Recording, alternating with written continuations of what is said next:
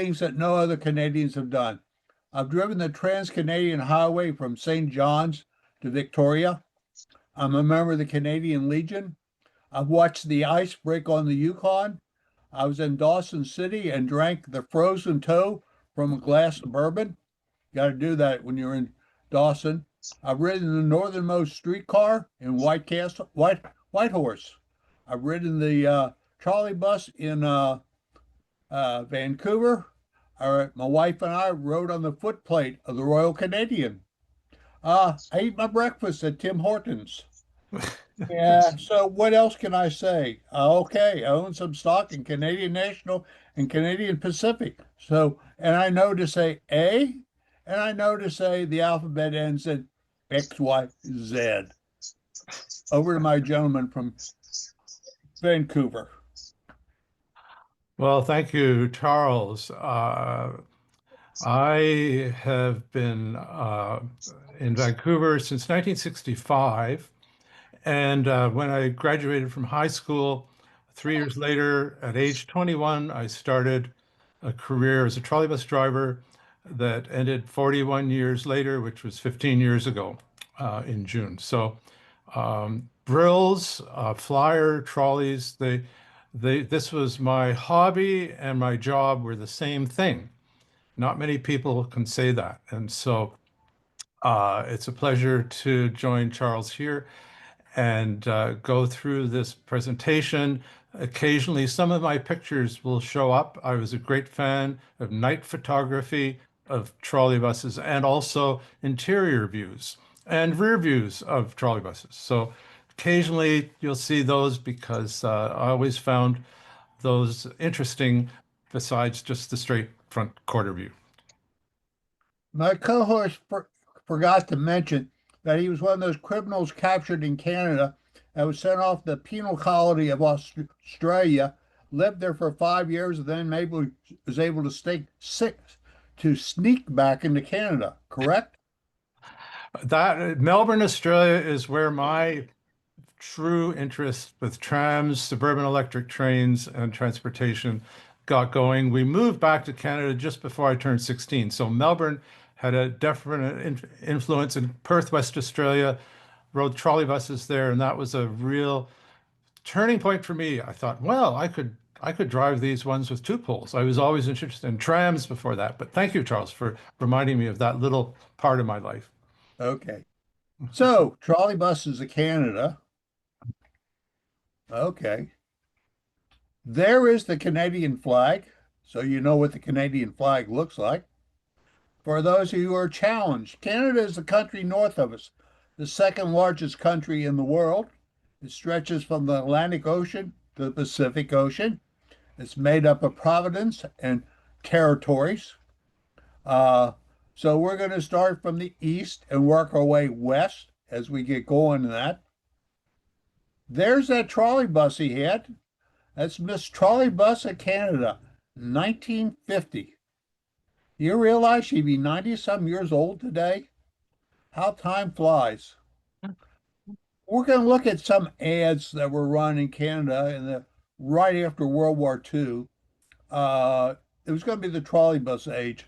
Much like the interurban age at the beginning of the 20th century, the late 40s and 50s was going to be the trolley bus age.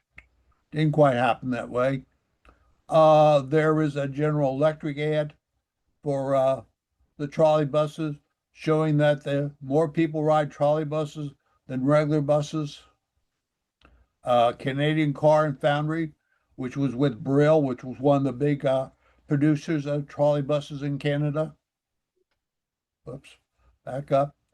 573 sold so far. The electric companies, of course, were promoting the idea because you're burning electricity. Halifax is a city of 10 million, of 100 million. 20 people rode the streetcar. Ohio Brass is advertising this. General Electric mentioning the cities with their trolley buses. Ohio Brass again showing off the cities with trolley buses. A major ad promoting the trolley buses. Look at that. no engine overhaul, no fuel and oil, no ignition system, no water system. Wow, you don't have to do all that. And over here, look at this, the stops per mile, trolley coaches, way better. Uh, anyway, whole bunch of propaganda about why you should have the trolley bus. One more, comparing the trolley bus is a great step forward from the horse car. Here's the real production. And I think it's very interesting. This is, of course, World War II ends in 1945. They produced 16 cars in 46, 311 in 47, 206 and 48, and then it drops. Look at this, 145, 202, 113, 31, 41, 26. And that's the end of it.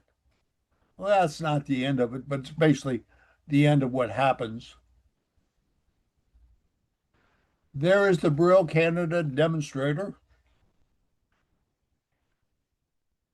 For some reason, my thing won't let me click, so I got to use my pull it down. I think that is beautiful. The Canadian Brill car uh, coach. I assume some of you guys have stolen a few of those and they're in your collection, sitting on the wall.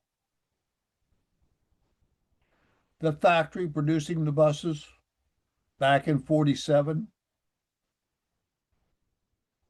Our mechanic down there, our electrician, maybe I should say, putting our seats in, working the gear ships and that in front of us. A good view of the electrical system. Notice the old switches and that going clickety click. Painting the bus, covering the windows and the other things. Oops, back one. I got two of them in here. And the real thing I want you to do is look at the front of the bus here. Flyer. Notice the flyer across the front. So we have flyer production here. But look at flyer on the front of this bus. They've changed it along the way.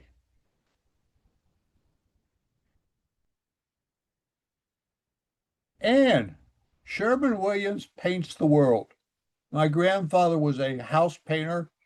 He would only use Sherwin-Williams. And so here's Sherwin-Williams advertising to paint your bus using Sherwin-Williams paint. Winnipeg was Western Flyer Coach was through 64. They go bankrupt and the government stepped in and took them over and ran them until 1986 as Flyer Industry. They built trolley coaches through 73. 151 went to Toronto, 40 to Hamilton. So they are converting buses out. The 700E to Toronto. There is one. Talk more about these a little later. October 72, they shipped to San Francisco. 348, 343 E800 trolley buses. So you guys are shipping not only into Canada, but the United States. There's one of the buses that went to San Francisco. The trolley buses, now they operated in 16 cities, not all at the same time, but they did operate in 16 cities, and that's what we're going to look at. Halifax, they ran in Halifax March 1st, 1747, December 31, 1969. Now, Halifax in 1950 had a population of 162,000. And today it's got a population of 440,000. It's famous for two things. The largest man-made explosion took place there in 1917 when a French ammunition ship blew up. And the other thing it's famous for is the 1945 VE Day riot in Halifax. Halifax was two different cultures, the sailor military culture and a Puritan culture, which ruled the city. Really restrictive drinking hours, liquor, food, and that. And on VE Day, they decided the thing to do was to close all restaurants, all bars, all liquor stores, and go to church. You can imagine how that played with the sailors and the soldiers. 3 days of rioting, every streetcar they could find, they burnt because they had the little Bernies and everybody was fed up with them. They were old and falling apart. So, anyway, our little story about Halifax. Halifax is way over here on the East Coast. It's in Nova Scotia. It's in Atlantic time. It isn't in Eastern time. It's a half an hour faster than New York City. There's our bus. And anybody know who this character is down here with the cigar in his mouth? That's right, Ready Kilowatt. Got to be old to remember Ready Kilowatt. Another ad for the buses. Here are their buses, and I'll let my compatriot talk about the buses. Oh, thank you, Charles. Well, they had a huge fleet of Bernie streetcars. Just as the war ended, the tracks worn out, the equipment was worn out. So when they went to trolley coaches, it was the only one of the only cities other than Kenosha, Wisconsin, that never had motor buses or diesel buses. They strictly ran trolley coaches. And so they ordered and had delivered these Brill trolley buses, and they also bought some secondhand ones from Providence, Rhode Island, some Pullmans in 1955. So there's a number of cities as we go along where you're going to find that Canadian cities bought secondhand American trolley buses because they were abandoning and the price was right. Okay. The map of the overhead system is quite comprehensive. My grandparents lived just off Robie Street, so as a kid, we visited there in the 1950s, and I don't remember the fact that there were trolley buses. There were just buses there, and later on, I certainly knew about it. So this was an expansion of the streetcar system. Narrow streets, steep hills, ideally suited for trolley buses. And eventually, by 1969, their days were numbered. All the routes focused down Barrington Street downtown, so that was a main focal point for the service. So you'd see frequent headways, lots of shopping, busy commercial stretch there, and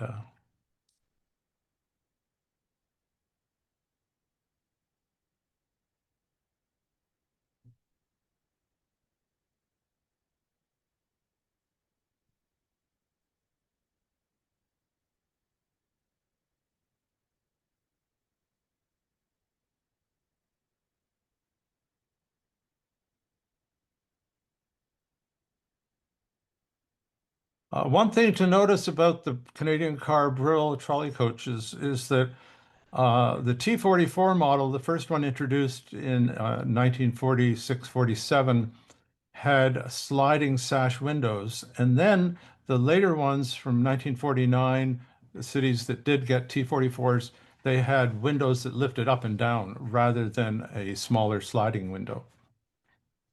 And you can see how hilly Halifax is right here down to the harbor.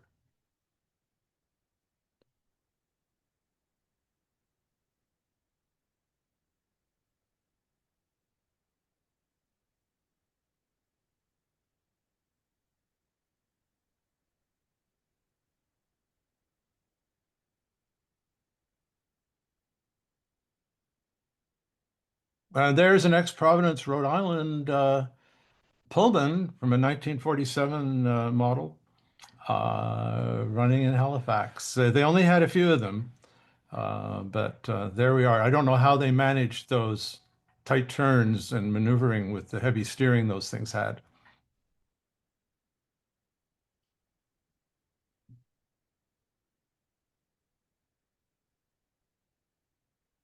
Simpson Sears was a department store, and one of the routes, the Armadale route, ran to that department store, which was not right downtown. And this is decorated for a visit of Princess Elizabeth, probably in 1951, 52, 51.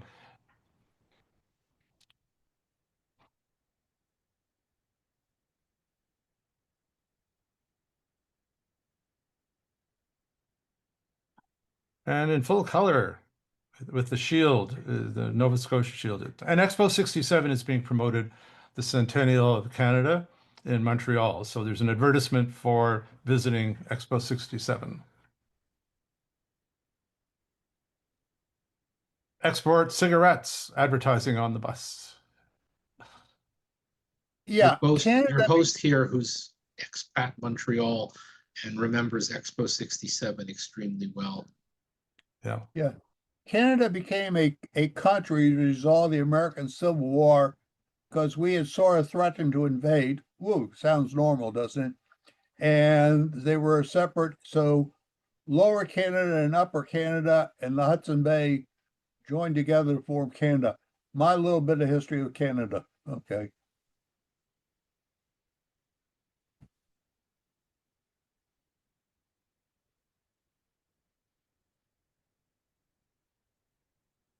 As you look at some of these pictures, you'll notice that there's no right side mirror on many of them. And some of the systems had license plates, and some of the systems did not. So as we go through, you'll notice the different cities provinces that had regulations for that.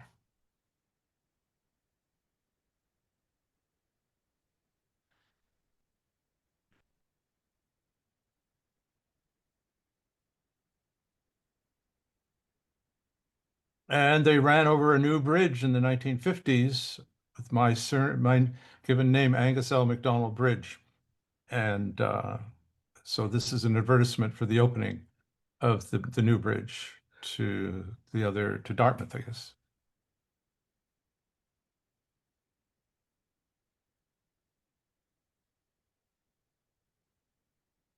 And there's a publication called Tires and Wires, and the cover picture is of the trolley bus coming across this bridge. This is probably opening day with all the flags on the trolley bus.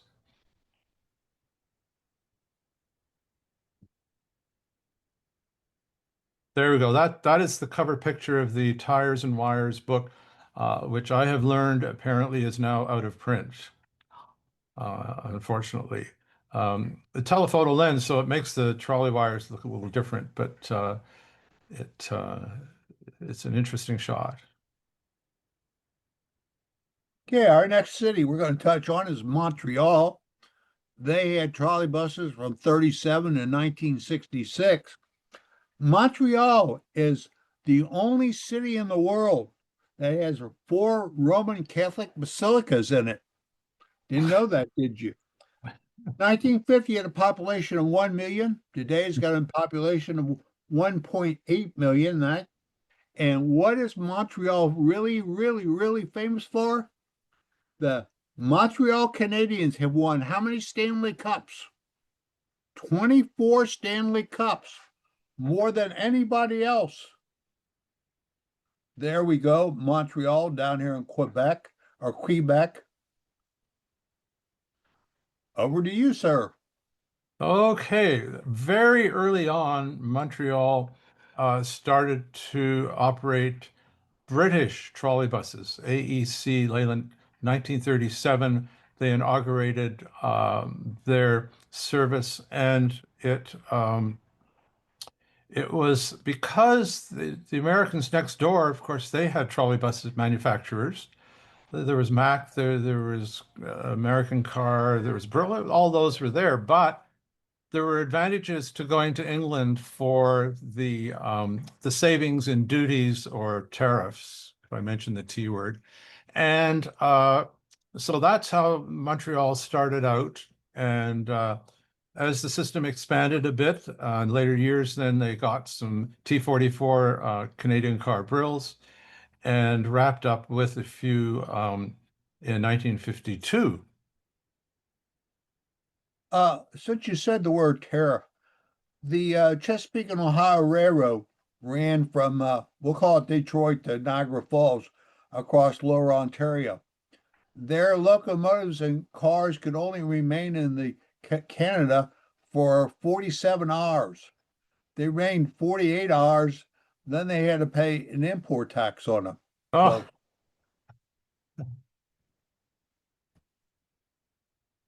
so here's the route system of Bélanger, Beaubien, and Amherst and Frontenac.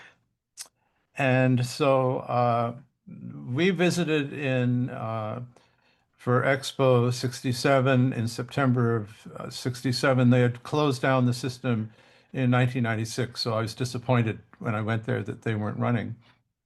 So, and these replaced a lot of the streetcar lines, the routes. So here's the British trolley buses that started the service there on one route, Beaubien, and just 7 trolley buses and 5 miles. So take a ride, see how you like them. So you'll notice the dual rear axle, a very rare thing. Incredibly, for 1937, there is a right-hand mirror for the driver. Vancouver did not get right-hand mirrors on our buses till 1971. So there's a Brill, and this particular Brill has an unusual feature. The windshield wipers are from the top, if you look, and it also has a right-hand mirror. There's the logo for the transport system there, the T with the arrow. Only there weren't many of the Brills that had windshield wipers from the top.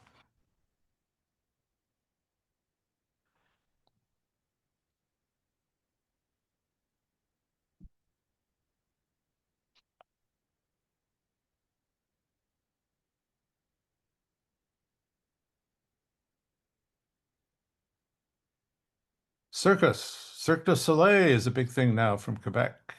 Grocery, a PCA, that's a grocery store.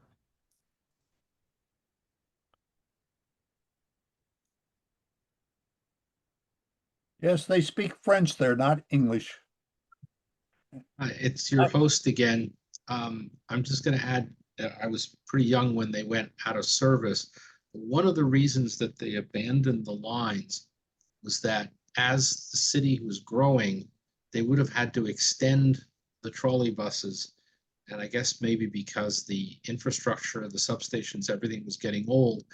For example, on Beaubien Bélanger, they had a bus that extended farther east. Like after there was a 126 and a 195, so people who lived farther east had to transfer. And once they abandoned the trolley buses, the new bus line, the diesel, went the full length of the route.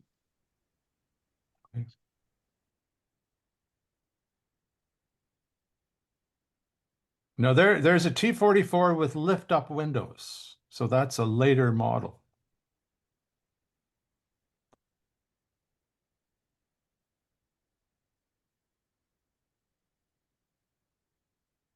Hey, now we're going to go to Ottawa, the capital of the country of Canada.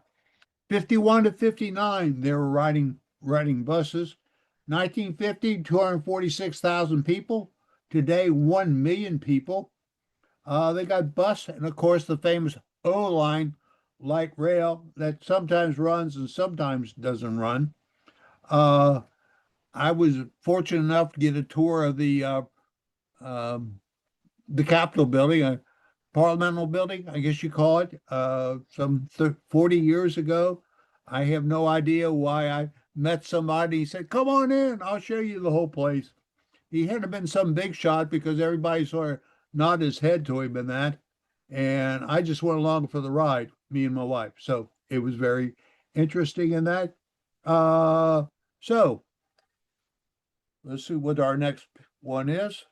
And there is Ottawa down there, just over in Ontario. It is like Washington, D.C.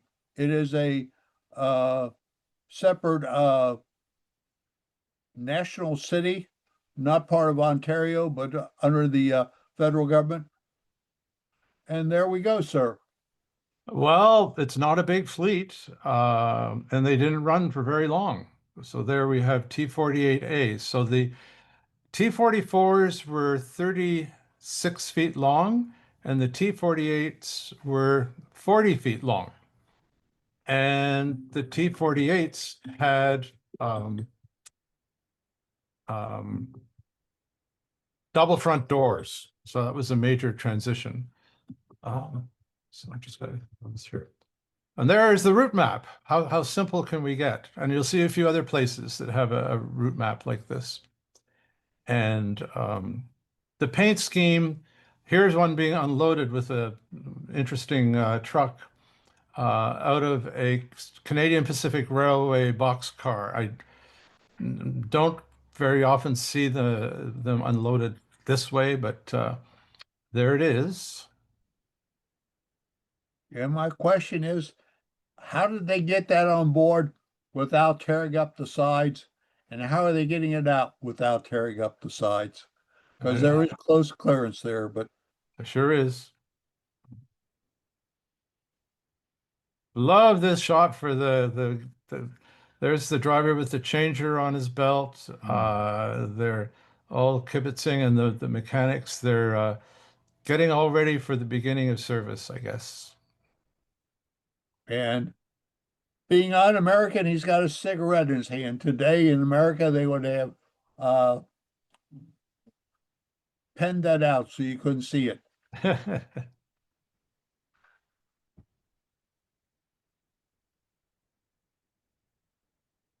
Does Royal Typewriter still exist? I don't think that Royal Typewriters is around anymore. And here's the inaugural group with some period advertising in the ad racks.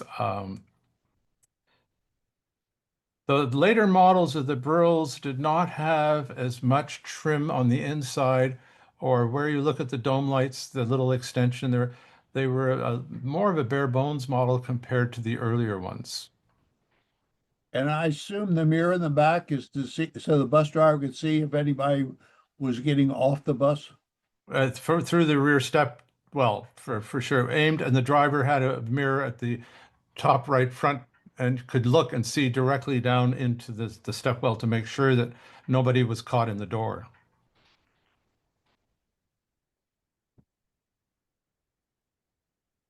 And there are no stanchions, no upright stanchions from Nick. I just saw your message there. So that's an interesting point.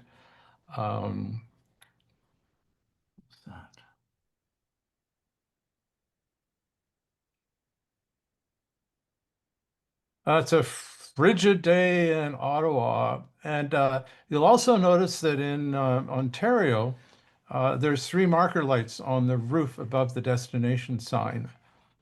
British Columbia didn't have that, or Winnipeg, but there were certain things in Ontario. Notice there's a license plate on the vehicle. So there's certain things in Ontario that were different to the rest of the country.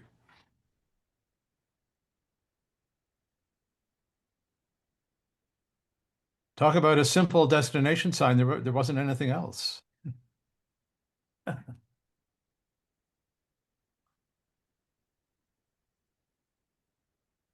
didn't they open the system?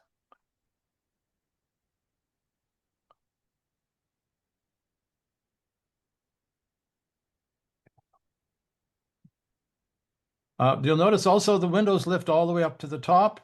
The Vancouver Brills, the windows only lifted a third of about a halfway up. They didn't lift all the way up to the top like that. And you Canadians sold the Imperial gallon and not the American gallon. That's correct. And Esso, it still exists in Canada. Exxon is not part of the Canadian thing there. The colors of the Ottawa trolleys were not very, so they didn't stand out much. This metallic sort of gray. Okay, Toronto, our next city we're going to. Ran buses from 47 to 93, which is a little long within the Canada area. Toronto. Its original name was York. Does that mean anything to you people out there? In 1813, what city did the American Army burn? York. As a result, in 1814, what city did the British burn? Washington, D.C. Tit for tat. After the War of 1812, York became Toronto. It had a population of 1.1 million in 1950. It's got a population of 2.8 million today. It is a large town. It's got a freeway that goes through that I think it's got 8 lanes going east and 8 lanes going west, and they drive like crazy. And I drove it with my eyes shut. There they are down there on the Lake Ontario across from New York. There you go, sir. So this was a short-lived operation on Mount Pleasant Road in Toronto, and it used these Packard Brill trolley buses. Eventually, it became a streetcar line. So Mount Pleasant, St. Clair went to Mount Pleasant and went all the way north to Eglinton. So this was sort of a trial period before the service was extended as a streetcar line and the neighborhood started to develop more as a residential neighborhood. My earliest memories, and actually I was born in 1947, I lived in my grandmother's house at Mount Pleasant and St. Clair, a block away. So I have a lot of early memories of Toronto streetcars. Here's a picture of this wonderful solid tired vehicle. Now imagine what the spring suspension with solid tires was like. And here it is, the Mount Pleasant trolley bus.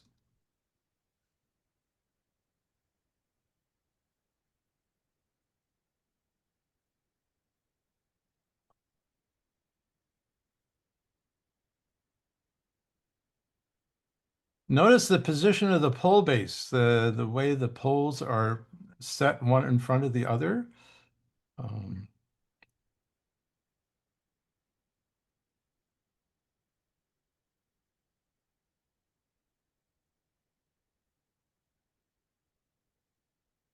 this was an earlier attempt at the trolley bus where they had a single pole and then a harp at the top with a double wheel operation, which evidently didn't work out and was abandoned. So again, you just look at the vehicle and the wheel arrangement and everything. It must have been quite a ride. But two retrievers, somebody's just pointed out there's two retrievers.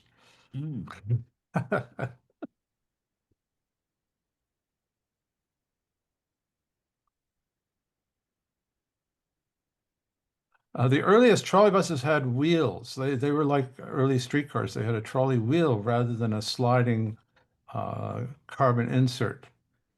And so there must have been quite a lot of noise coming. Anyone that's ridden a streetcar with a trolley wheel, you'll know there's lots of sounds. Well, that must have been double the sound.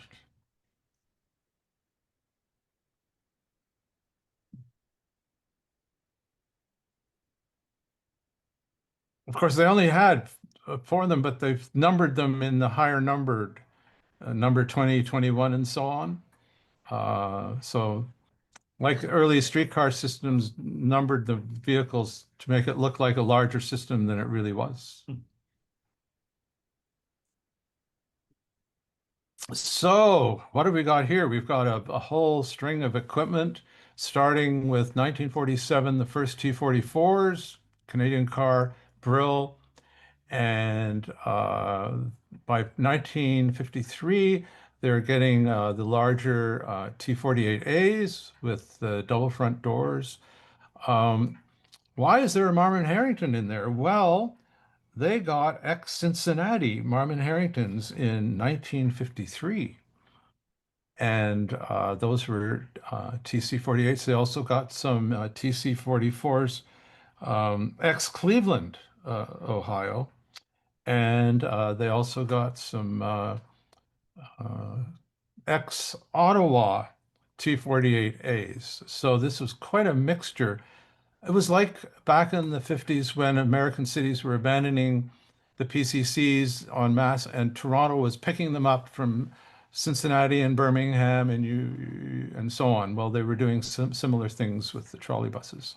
So 9200 was the flyer demonstrator, E700, 1968 from Winnipeg. They had the first prototype. Then they had the E700A models from 70, 72 delivered, and eventually the 9149, 9199 Brown Bavary. So there was an interesting collection of equipment that was running in Toronto. The Brown Bavary came from Hamilton. Sorry, from Hamilton.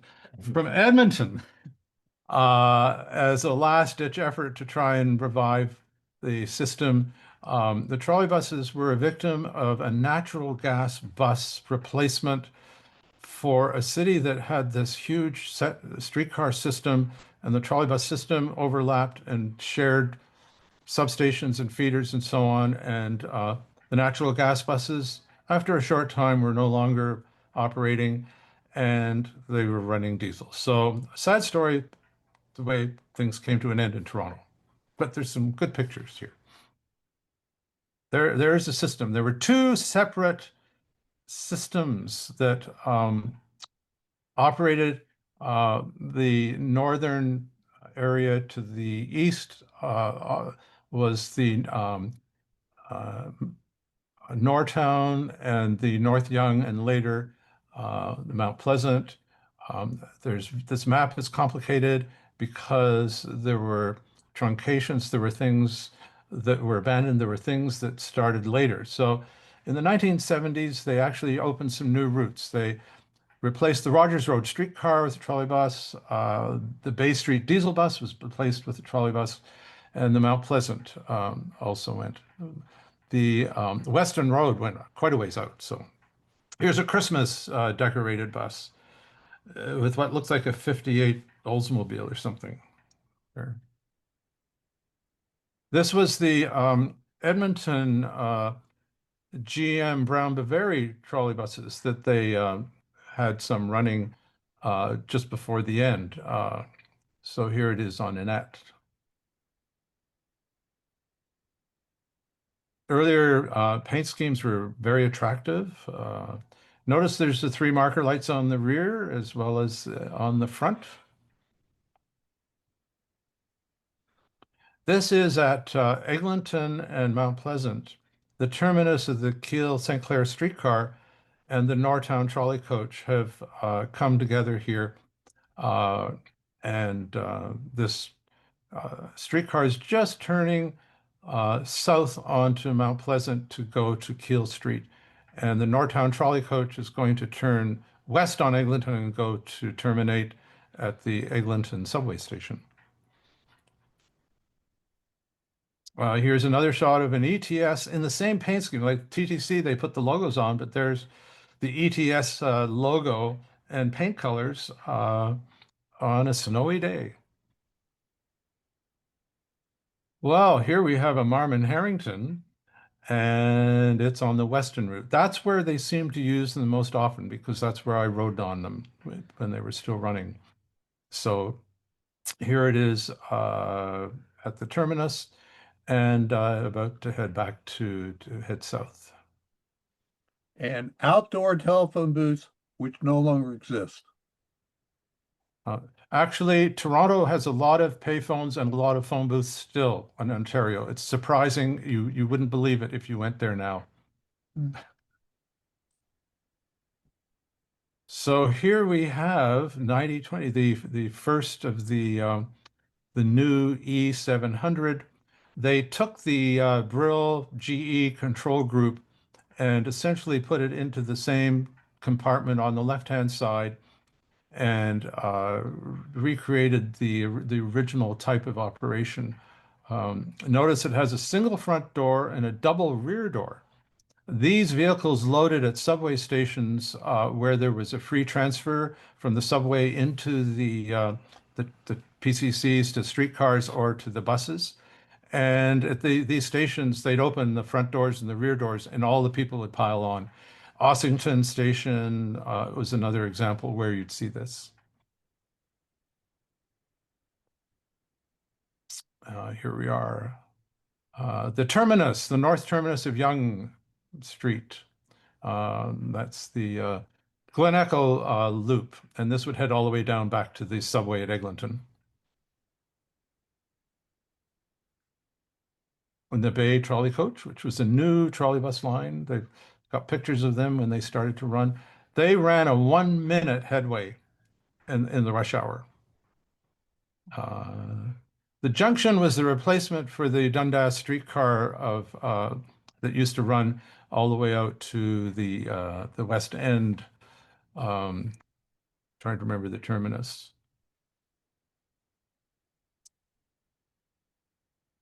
Lansdowne Garage. So this vehicle, this flyer trolley is at the Lansdowne Garage, ready to pull out for service. They had a little tiny satellite parking area with switches. The employees could walk up, but the general public could just walk up and push buttons to make the power directional switches work into the row yard. Thank you.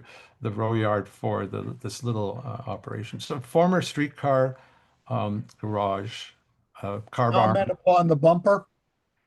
The water bumpers, yeah, they in the 1970s they started to put water bumpers on the PCCs that were being refurbished and onto their other buses. And it looks like this thing bumped something because they had antifreeze. There's now a Loblaws grocery store at what was the Lansdowne car house. Okay, we're going to Kitchener. From 47 to 73, they ran trolley buses there. Kitchener in 1950 had a population of 44,000.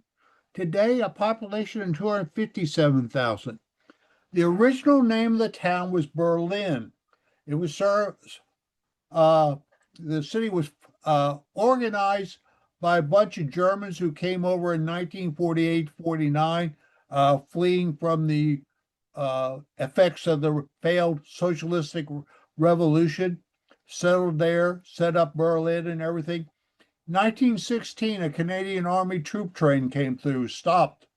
The Canadian soldiers got off and thought they were in Germany, in Berlin, and proceeded to wreck the town. They got the troops back aboard the train. The city council met later that night and decided to rename the town Kitchener.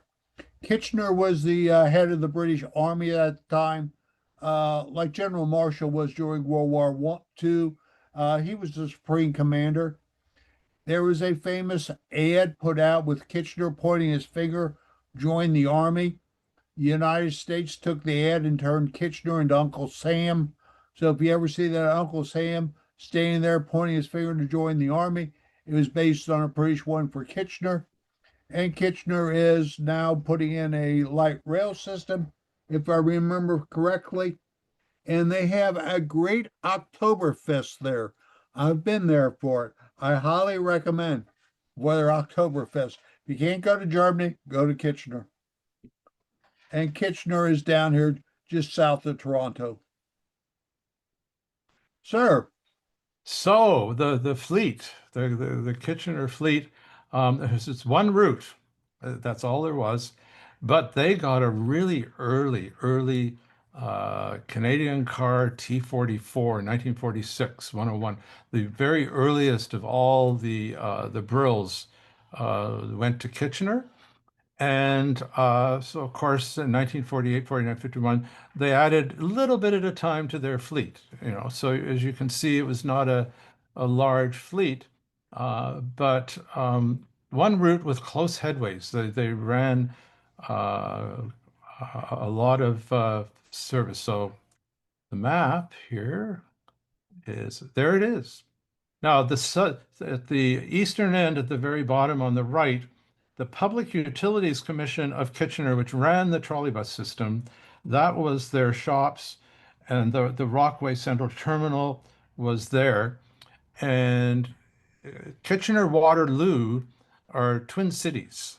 And the University of Western Ontario, they are in Waterloo. So you see University Avenue at the top, and the LRT line has been replaced this with slight alterations of the route, has been running for 10 years, and I've ridden on it. It's one of the best operated systems that I have seen for the way it operates successfully. So here is the paint scheme at the end. Now these have actually been decommissioned, right? But there's something unusual about Kitchener as we go here. Yeah. At the very end. Oops, no, there's one right here. Okay, so what Kitchener had that I've never seen anywhere else, on top of each trolley bus was an advertising sign. So here's actually welcome aboard Canada's um, uh, extension coach. That's the centennial symbol on it. And it's actually got other provincial crests around on the paint scheme. They painted one up specially, but occasionally you'll see pictures of Kitchener trolley buses and you think, oh, that's a billboard behind the trolley, but it's not. There was a very fast running. When I rode on it just before they closed down, um, they really moved. I was floored. I couldn't believe. I think they had the acceleration set up faster than Vancouver's because I couldn't believe how fast they took off. They just zoomed along. There's in the shop. See that What? billboard, Cascade 40, hot water heater. That's not in the background. That is on top of that actual trolley bus. See that? And there it is heading towards Waterloo, T44.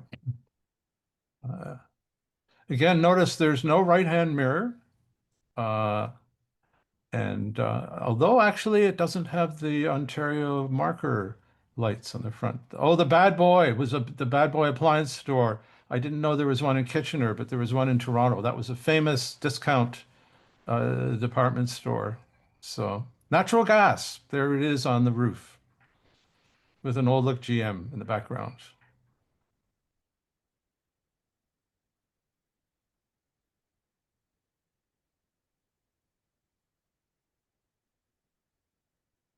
Interesting track there. Yeah, not sure if that's CP or CN. Then they went through a period of a different paint scheme. This was a slight variation on what they had. There was a point where they were interested in the Toronto flyer trolleys, um, and the line was profitable. Like they hauled so many people on it. But right towards the end, they thought they might be able to extend it and get new equipment. But as often happened, it didn't take place. So. Bad picture, sorry. Okay, we move on to Hamilton. They ran buses from 1950 and 1992. 1950, they had a population of 280,000. Today, 570,000. They have buses, GO, their train system, commuter rail, the trolley rail, whatever you want to call it. They're a very prosperous, forward-looking city sitting on the river, on the lake. And they used to be the center of a very extensive radio system. We call it interurban, but you Canadians called it radio. Hamilton, down here just below south of Toronto. Yeah. Well, this was a okay. So Hamilton almost always followed Toronto with what Toronto did with streetcars, Hamilton would do, and then as Toronto started to get trolley buses, Hamilton started to get trolley buses. And so they started with T48s. They didn't have T44s, they just had the bigger ones. And then the new model T48As came out in 1951. And they had a number of changes in their design and so on. Then they got some Flyer E700As, 1972 and 3, and then finally E800s in 1978. And you can see these were streetcar lines, these long streets here, King and so on, Barton. These were long, long routes. Downtown is to the far left. That's where everything comes together. And then to the north, you're seeing the huge steelworks for Stelco and the Dominion foundries, all those huge steelworks. Hamilton was the Pittsburgh of the North. That's how people often referred to it. So they had pollution issues and they had industry big time, right on the lake there. You can see it. So these trolleybus lines all eventually were extended and then cut back, and it's a rather involved. You can see by the map. There's so many notes on what is just looks like a simple east-west system, but when you look at it, you'll see it's complex. So we'll get to the pictures.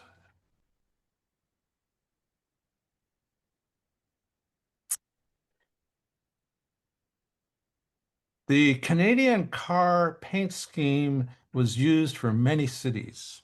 Calgary, Hamilton. It was you saw the earlier picture of the demonstrator. Well, they would just keep using that same paint scheme, which I think was very attractive. It suited it well. Here's an E800 from Flyer on the Barton route, and there's the Cannon route. Hamilton had a number of unusual features.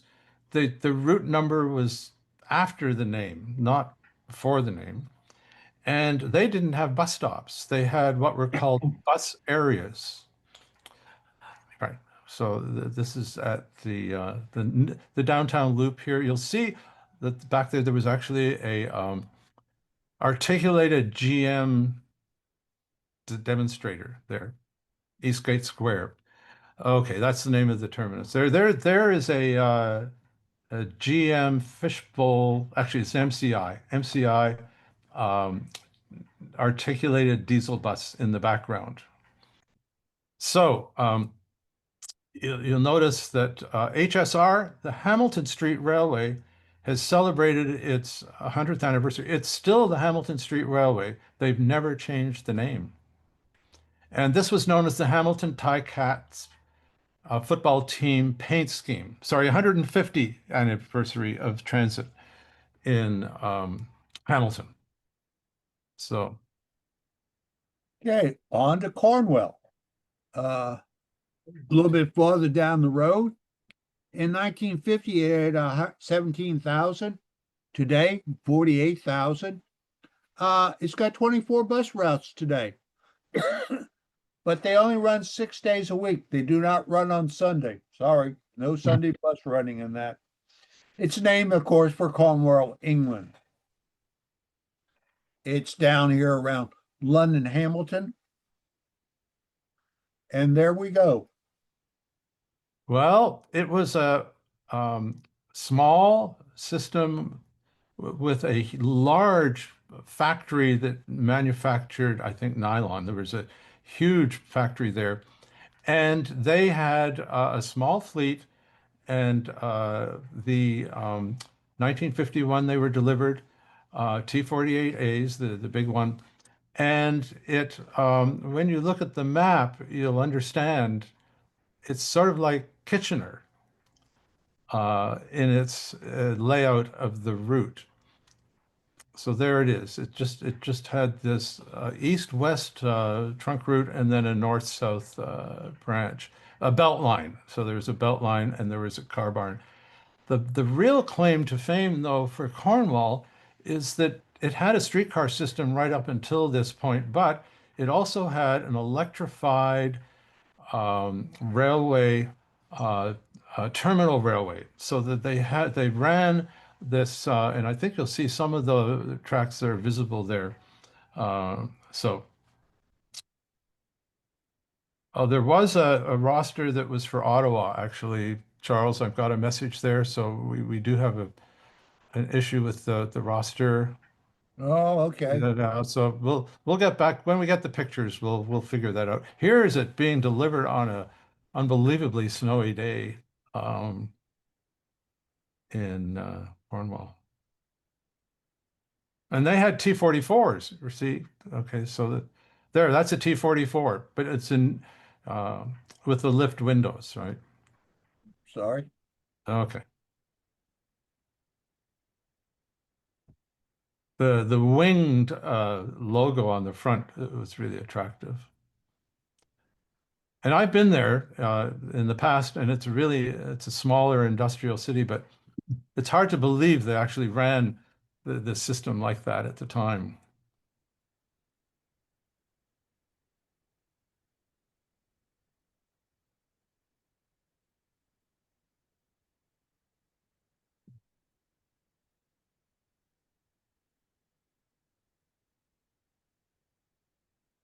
And there were the occasional extensions and rearrangements. So look at that vintage car coming up behind there. Cornwall Street Railway Light and Power Company Limited. It takes a long thing to fill that out.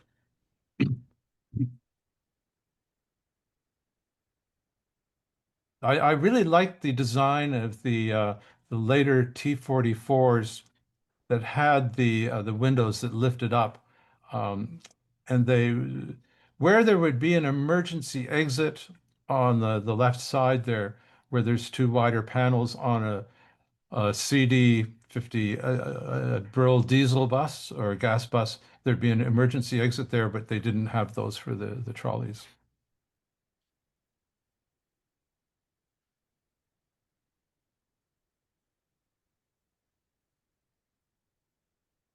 Is that New York on the other side?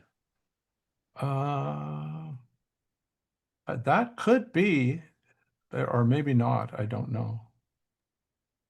Okay. Over to Windsor. Uh, they had an early streetcars bus system, trolley bus system. Windsor's located across from Detroit. They made huge money during the 1920s by running bootleg liquor across the Detroit River along the way. The good people in Windsor do not know their history. I was been there a number of times, and I've tried to explain to them all the people they list as good guys or bad guys, Tecumseh and some of the other ones, Simon Getz, and the guys who they list as bad guys, Daniel Boone and Simon Kenton, were good guys. Uh, it's just the different view upon the war in the Kentucky and the Ohio Indiana area in the years of the Revolutionary War and thereafter, uh, who's fighting who and what's going on. As you know, the big battle is in the Thames in 1814 after the Battle of Lake Erie, where Tecumseh is killed. And there is a very nice little park they have up there commemorating this going on down here across from Detroit, and you can't quite see it on this map.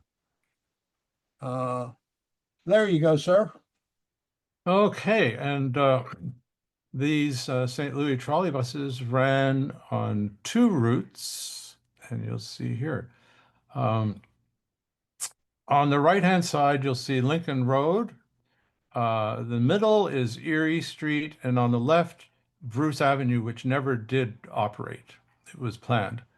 So the first one was on in May of 1922 was Lincoln Road, and then Erie Street started.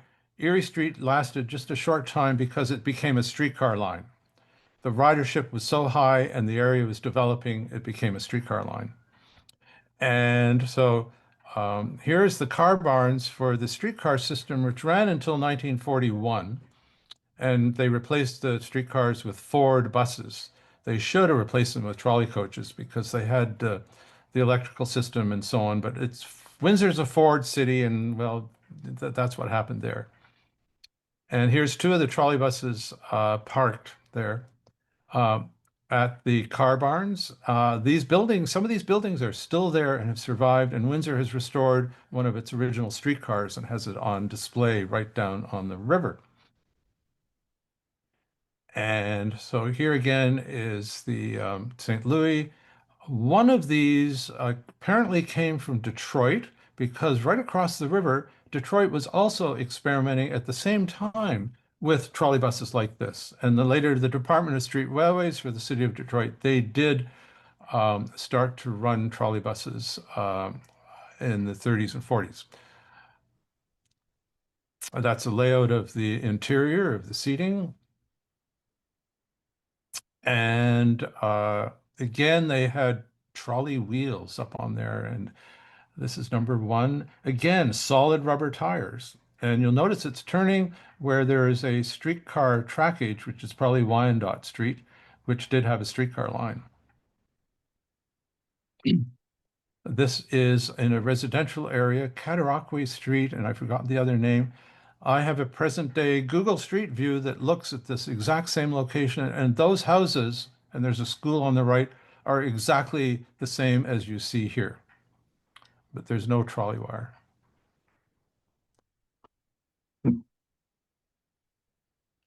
Fort William. I corrected it. I took the S off. Thank Fort you. William. Thank you. Out here where Thunder Bay is now, that was Fort William. The Grand Portage is there. If you ever get up in that neck of the woods, they have a very, very nice recreation of late 1700 living there, the fur trade, moving out. That was an area that they moved west from to do that. By the way, question to you good people. When was the last French ship, Navy ship, sunk on Lake Superior? The answer is 1918. They had built 3 minesweepers for the French Navy at Thunder Bay. They set out and they got caught in a winter storm, and all 3 disappeared. So, a trivia story. They had in 1950 66,000. Today it's 108,000 in the area. But we're going to have to talk about a strange thing that happened in that neck of the woods.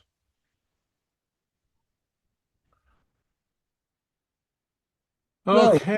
Yeah, we've got a couple of T-44s and we got 2 T-48s. So they did not have many. It was a big. There were 2 different. They were sister cities, Fort William and Port Arthur, Thunder Bay. Now, okay, they merged and became Thunder Bay. There was a loop between at the boundary, and there was a loop. So originally, everybody had to get off and transfer to get through to the other system back and forth. And so you can see here what the route layout was like. It was again like Kitchener and Cornwall. It was sort of these long straight routes. Okay.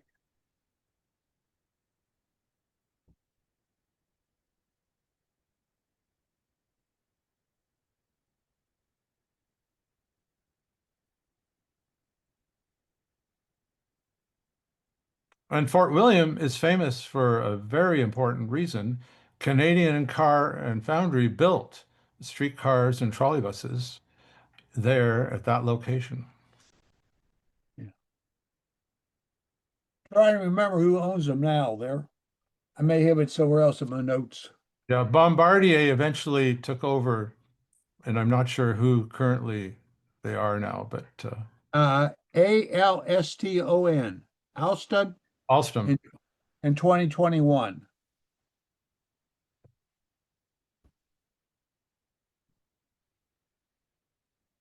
Railway crossings always had high overhead for clearance. And often that's a favorite part for a photo because the poles get up so high, you know. And in a place where you don't want to be going too fast. Hmm.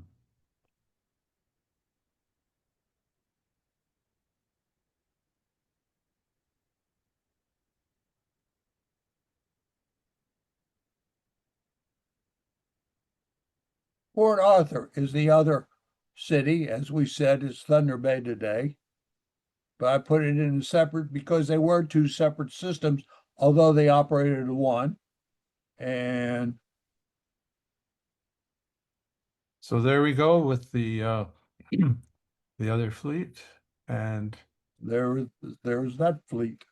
And so all of a sudden we have a completely different paint scheme and nice T-44. Look at the fins in the rear of that car. Yes. And now they've joined together and become Thunder Bay. Yeah.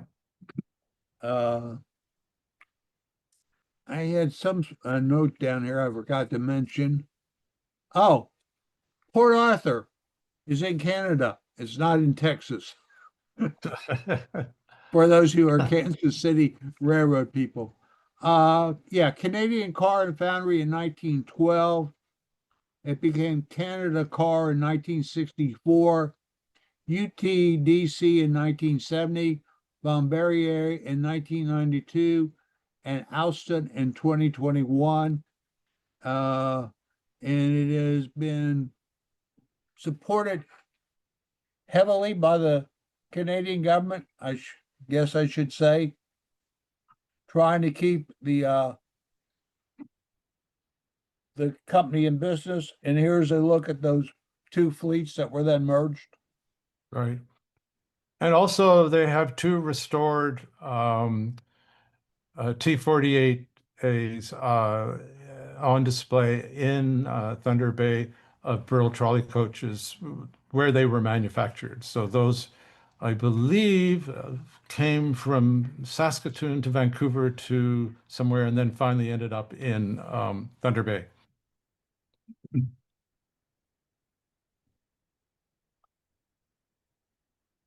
And eventually they did start to run straight through. People no longer had to transfer. And that was, Tired of traffic, ride the buses. you know,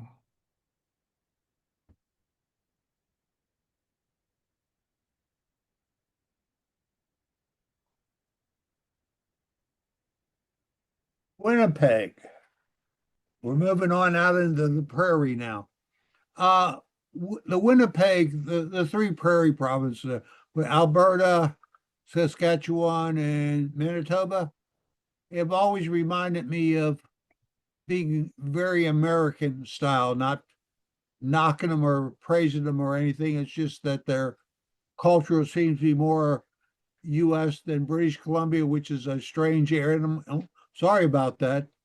And the East Coast, which is sort of British, the Canadian, and then Ontario, which is Ontario. That's a Kentucky boy's take on the area. Anyway, Winnipeg, 236,050, 20,750. Average temperature in December and January and February.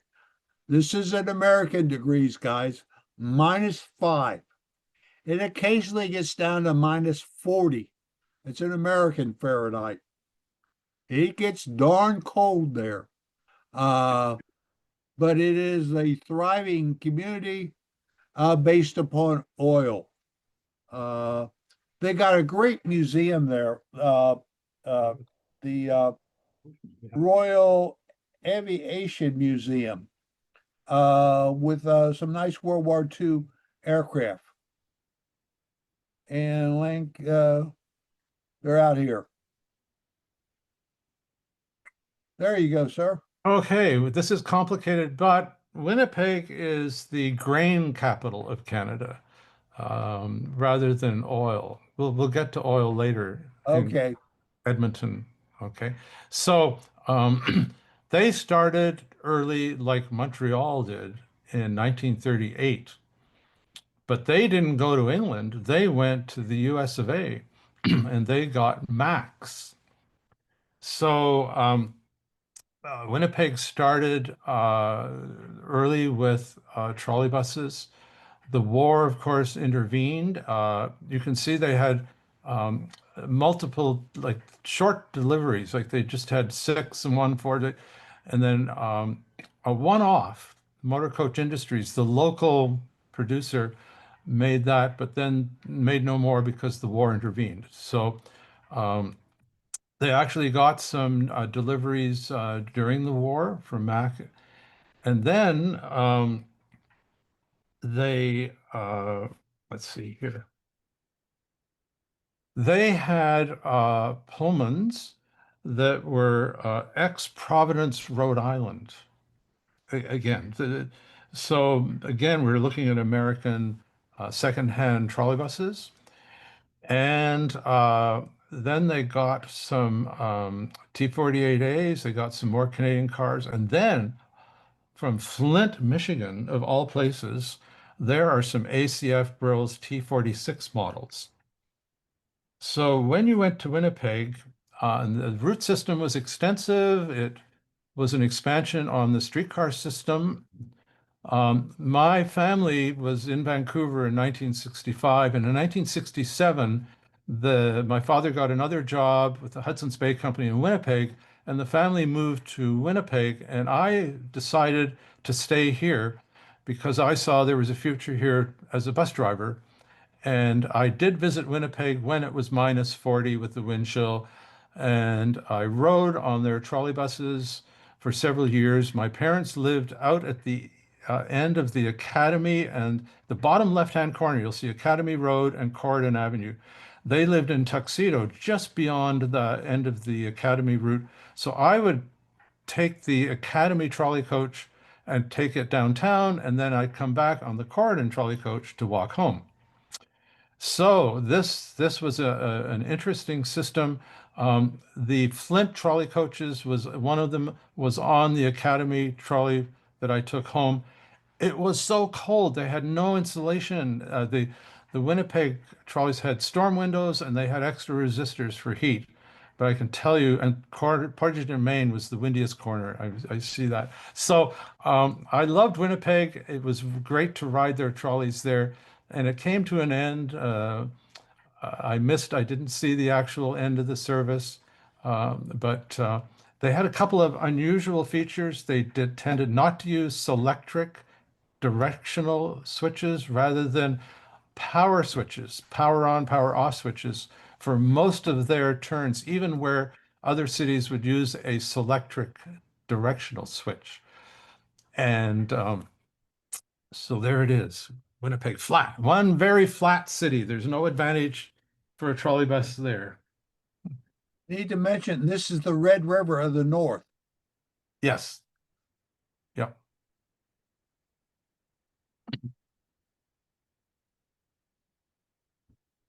So there's those Macs, the Hudson's Bay Company. My father worked in that building. This was right downtown. This was not the department store. This was the Rupert's Land Trading, which was the real estate division of the Hudson's Bay. My father worked there for 14 years, so I know that building. And directly across the street was a car barn and trolley bus garage. There was one there, and there were others, but this main trolley bus garage, the earliest one that these were running out of, was across the street. Hudson Bay is like Sears right now, folding up, Yeah. going out of business, unfortunately.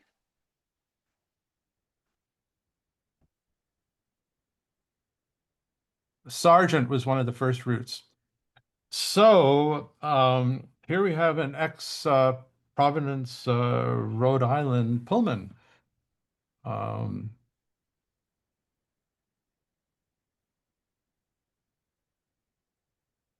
the older Metro logo on the front of the trolley buses. This one has survived, I believe. This is the one that's going to be restored. And there is a local group very active with vintage buses. They have a large collection, Winnipeg Transit. The Manitoba Transit Heritage Association, and they do fan trips and they do car days. They do all kinds of stuff. So this is extant. This still exists, and I think this is the one that's going to be redone. So this is the main drag, and there's Eaton's department store, and this is Portage Avenue and Kresge's and Metropolitan stores. When you were walking between the Hudson's Bay store, which was behind me here a few blocks, and it was -25 and -30, you'd walk through the Kresge store to warm up a little, and you'd walk through the Metropolitan store to warm up, and then you get to Eaton's, and you were nice and warm. Huge department store there. The tank is an American tank, a Sherman M4A2 Yeah. with a 76mm gun on it.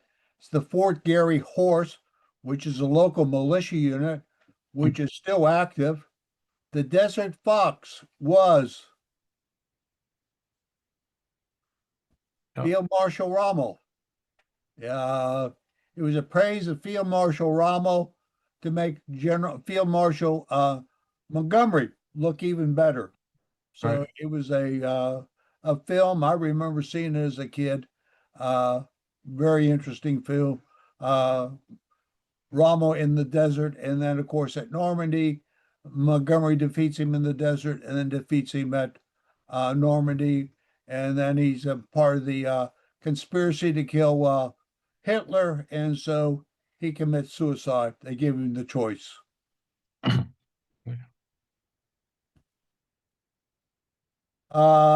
This is where I joined the Canadian Legion, by the way, up here. They Oh, talked me into it when I was walking down the street, went past their place. I had my VFW hat on, and I got to talking, and they invited me in. And the next thing I know, I was drinking and I was signing up and giving them money. And I've been a member ever since. that previous shot, somebody commented they had storm windows on their that trolley. It's storm windows for the winter.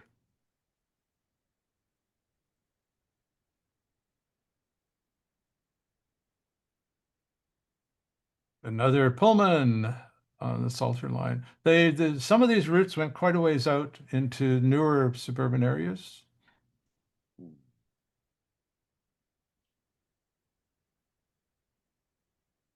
Oh, what is this? Now, where did this come from? This is a Vancouver trolley bus. It's a Vancouver Brill.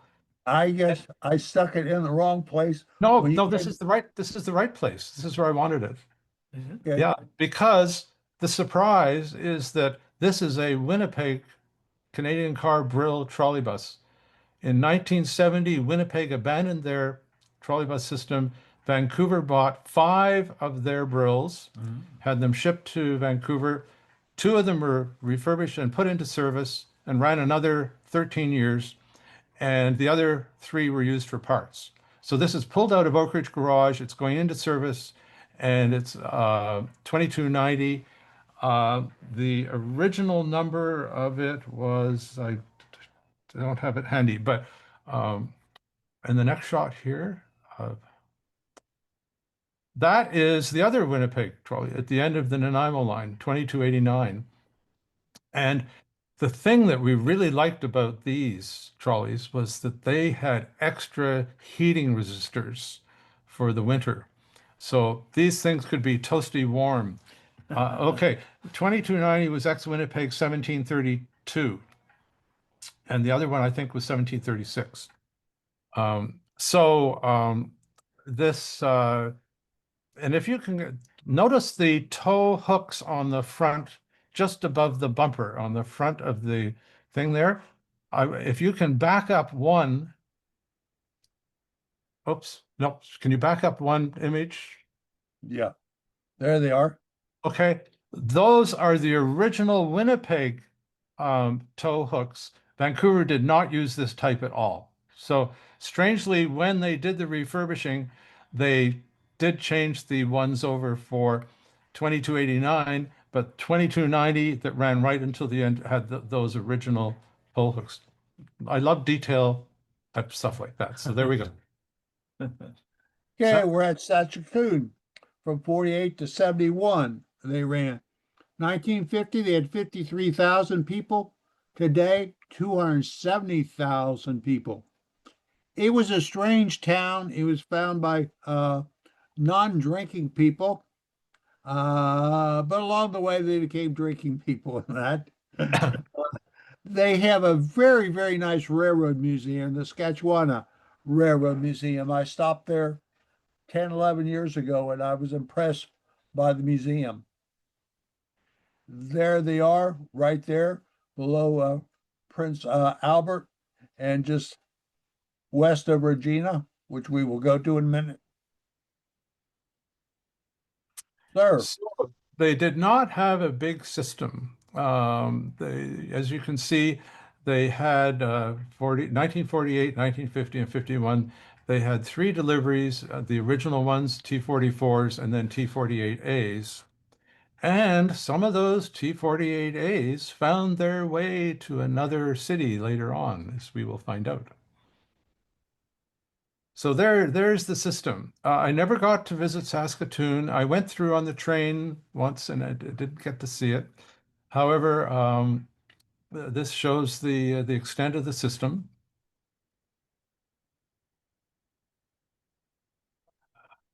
Looks like a winter type shot with the mud and dirt built up on the side.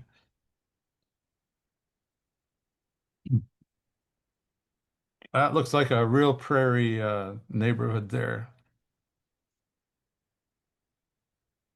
Again, we're back to the Canadian car paint scheme, that standard paint scheme that so many cities used.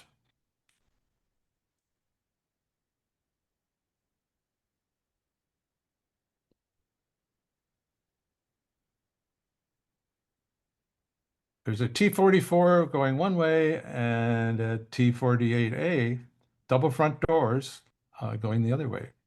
There's another T. Now, some of the prairie cities, this is another thing that I've noticed, they had exterior route numbers, like they didn't have a route destination at the top on the destination sign, but they did have a route number that was inserted into a bracket. And of all places, Saskatoon had a 4-color system for the route identification that the trolley was running on. So above the destination sign, you'll see 4 lights. Well, each one was a different color, and the way they illuminated showed what the route was at nighttime. And the other thing, if you go back just one, you'll see that one there. You can see on the windows at the top of the bottom, you'll see these little white dots. Those are actually where they attached the storm windows in the wintertime. And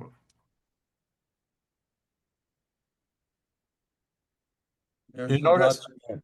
yeah, no license plate. So again, we're in a city where the vehicle is registered probably under the Railway Act or something like that. They did have a right-hand mirror, though, in Saskatoon, which was interesting. And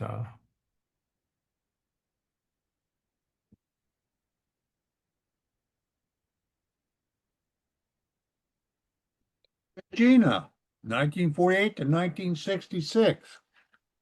Another okay, one of the prairie cities. yep. Uh, the Northwest Rebellion took place here.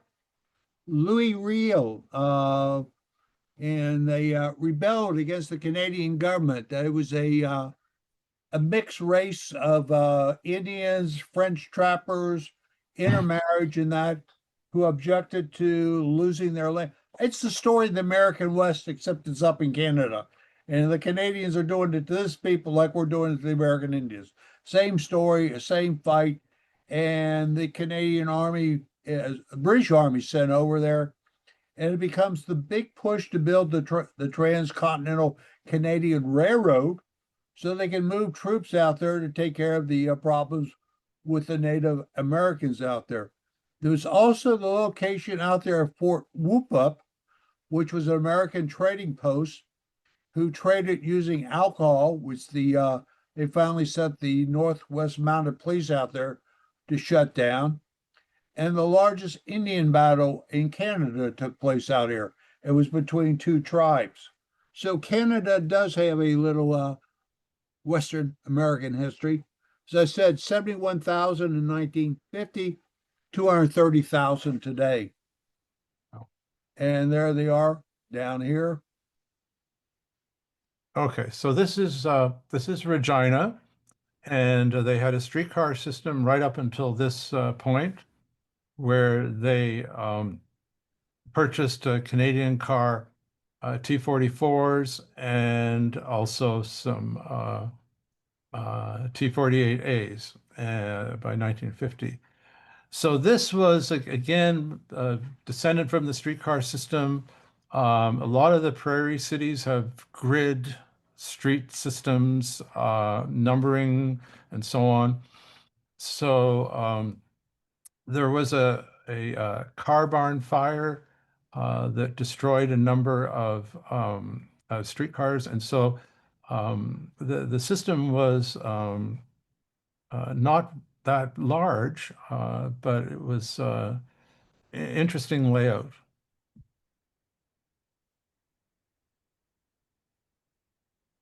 This was an overhead inspection vehicle.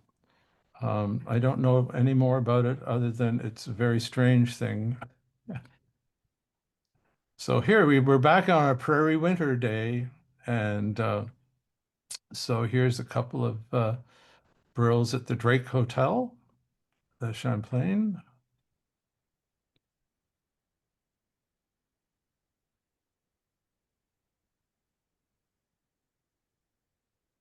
I've been to Regina just once, no, twice actually. I've been there twice, but not when the trolleys are running. They ended fairly soon. And again, this paint scheme is just a little different than the usual Canadian car paint scheme.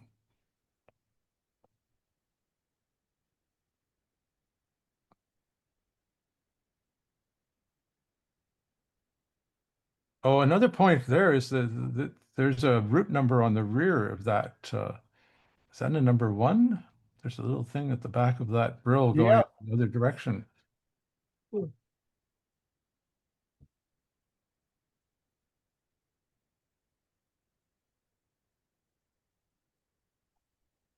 So here we have the later model of T-44s.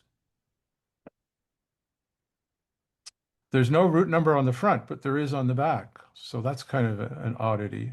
Looks like there's a route number above the Oh, almost, yeah, does look like there's a 1 in there.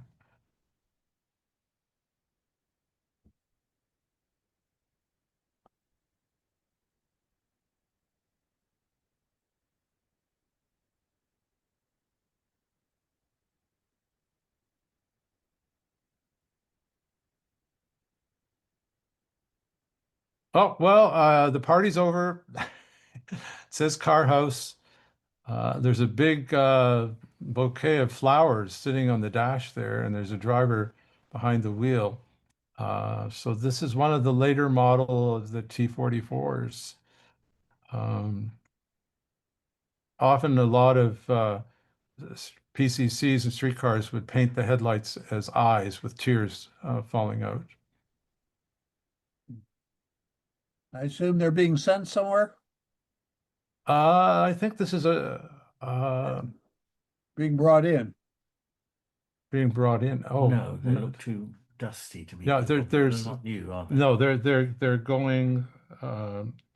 There's some information on this somewhere, but I don't have it right in front of me. So, oh, they went to Edmonton. Sorry, they're getting ready when they. These are loaded up at the end of service in Regina, in 1966, and Edmonton bought these. So these are on their way to Edmonton. So there's a shot, and it looks like the truck may have done the pushing or something. Okay, Calgary, June 47 to March 75. Land of the Stampede. I've always wanted to go to the Stampede, the largest rodeo in the world. Never quite made it.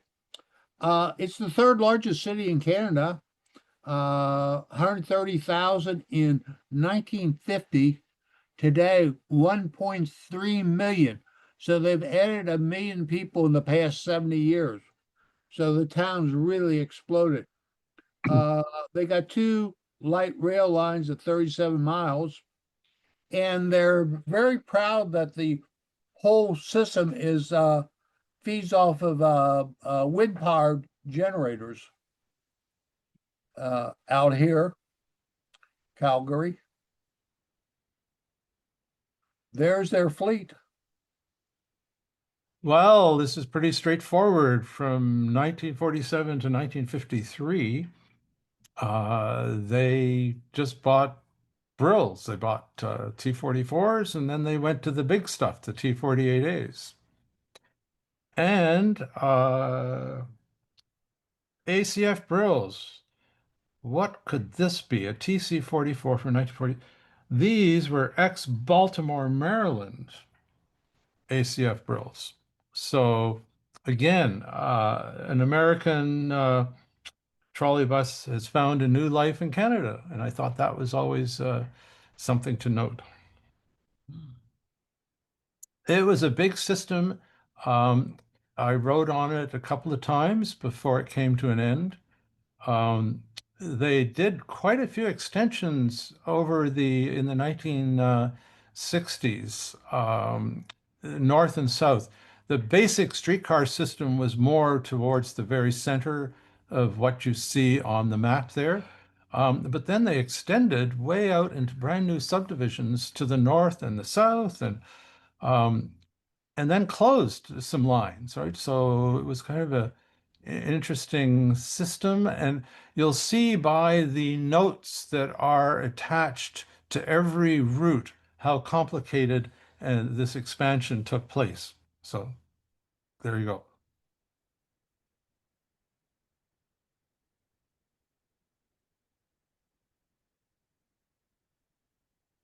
So the fourth largest city after Toronto, Montreal, and Vancouver I've just got a message.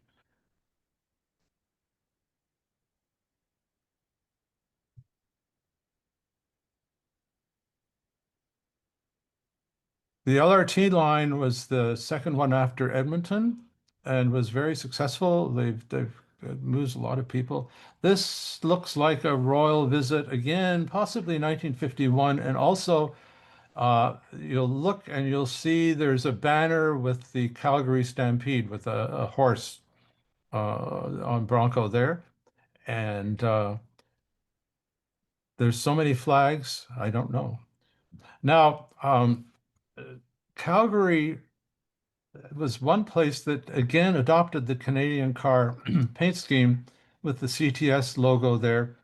And they also used extensive exterior signage so that the destination sign above the windshield, one thing, they put the route number and then they put waypoints on another board. So the drivers were always having, when they took out the run, they had to actually take those boards with them to put them into the trolley. They went to a temporary paint scheme near the end, which was quite flashy. Another thing with Winnipeg, which some cities had, look at the retriever ropes on the rear, and you'll see there's a couple of pennants. And that was to make them more obvious to trucks. So if you were pulled in at a stop and a big tractor trailer came by, they could snag and break the trolley ropes, which used to happen in Vancouver before we got rope guards on the later trolleys. So there again is garage bound.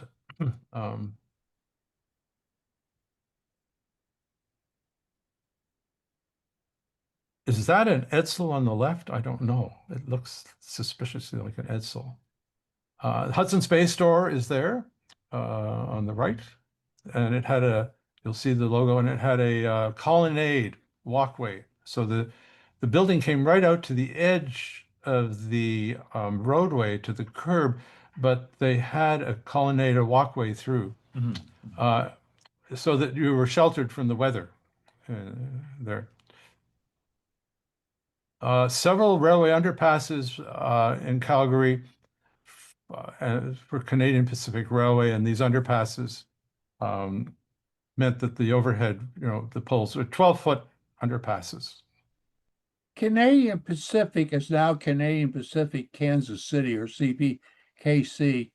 I owned some 10 shares of stock in Canadian Pacific way back when. Taking a side note here.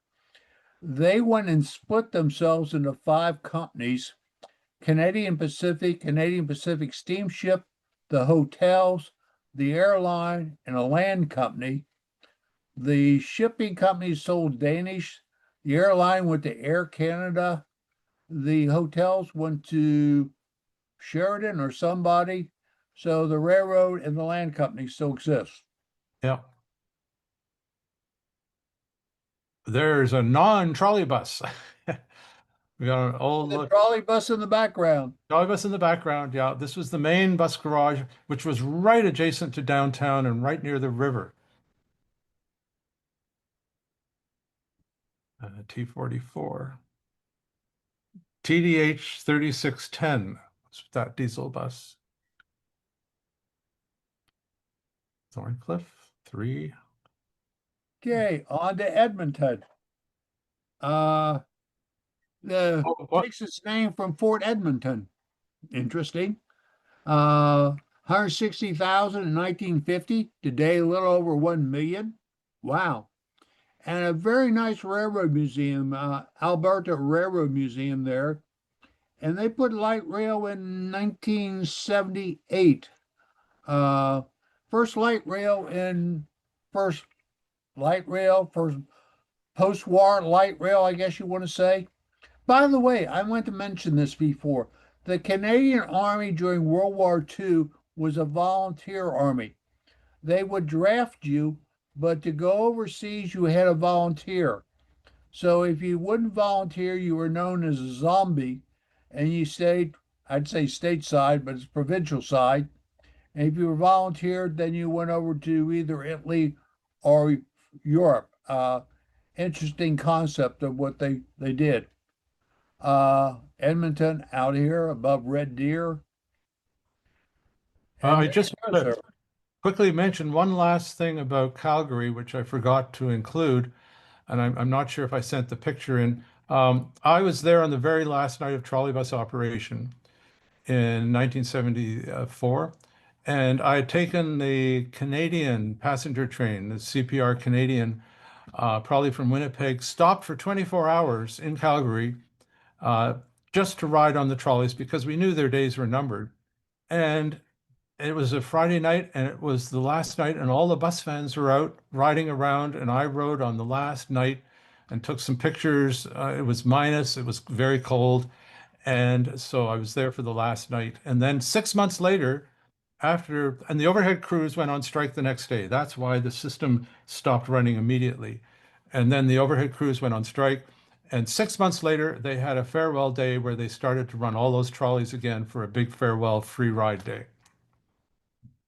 That's Okay, so here we are in Edmonton. And again, another early British Associated Equipment Company, 1939. So it was interesting that Montreal and Winnipeg, Edmonton, those were the 3 cities that really got going early on trolley coaches. And so the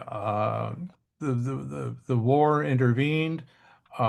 They got some Macs during the 1943 and some Pullmans.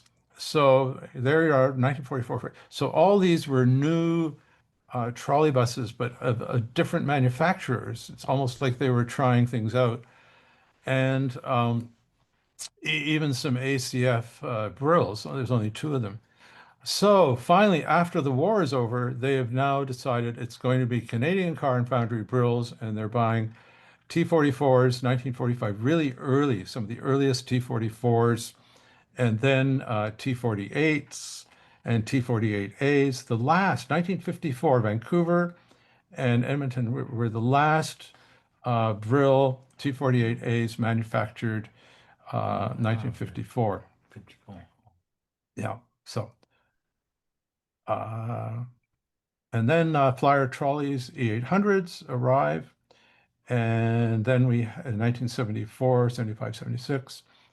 And at the same time, Vancouver was getting E800s and Hamilton was getting 800s. And then the GM Brown Bavary trolleys arrived 1981 and 82. A General Motors trolley bus. We could hardly believe our eyes when we actually saw this happen. Brown Bavary was the name on the plate and on the builder's plate. So very unusual for General Motors to build a shell for Edmonton. And then they installed the Brown Bavary controls. Very smooth. Vancouver had a demonstrator with one of our flyers with Brown Bavary. So the Edmonton system, again, it's complicated because there's the original route and there's all these changes that took place. And over time, Edmonton unfortunately reached a point where they maintained a fleet of GM diesel buses in order every summer to shut down the trolley system to do all the road work that needed to be done in the city. And that was sort of the beginning of the end. However, a Vancouver flyer E40 went its 2242 went to Winnipeg and ran in Winnipeg for a short time before the end of the service. So again, here's your dual rear wheels.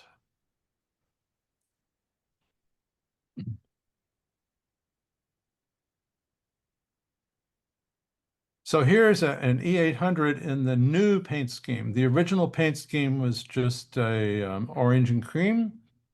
And here we have new paint scheme ETS. There's an early shot of one of those Leylands coming through the city. Go back one. Like the United States, they have yellow school buses in Canada, Yeah. which is apparently for Europeans and other people coming to Canada, the United States, they never thought that we really ran school buses like that, and it is a tourist attraction. Edmonton Transit, and I have pictures of visiting there and riding on them. They actually used Bluebird school buses built as transit buses. So here's our BBC, Brown Bavary Control. Here's our BBC GM Fishbowl trolley coach in Edmonton. Nice they were. Now, this is the ETS logo on the front. That was a newer version of their original one. The Route 9 is stuck in the window. That's not a run number. Most places that would have a run number would have that there. I don't know how they managed that. And it's a T44 later model because it's got the lift-up windows. And again, there's a T. Eaton Company store with a one of the Leylands. I wonder how they rode. Yeah. They did some extensions and put up new overhead into new areas and so on. And so this is a very classic scene in Edmonton at that time. So Edmonton had the Regina brills, but they also had Pullmans. And so here's a Pullman that's been restored as a preservation, and this was on a fan trip. So the Pullmans were withdrawn from service, but Edmonton did keep some Brill trolleys and a Pullman trolley. So this is a preserved trolley and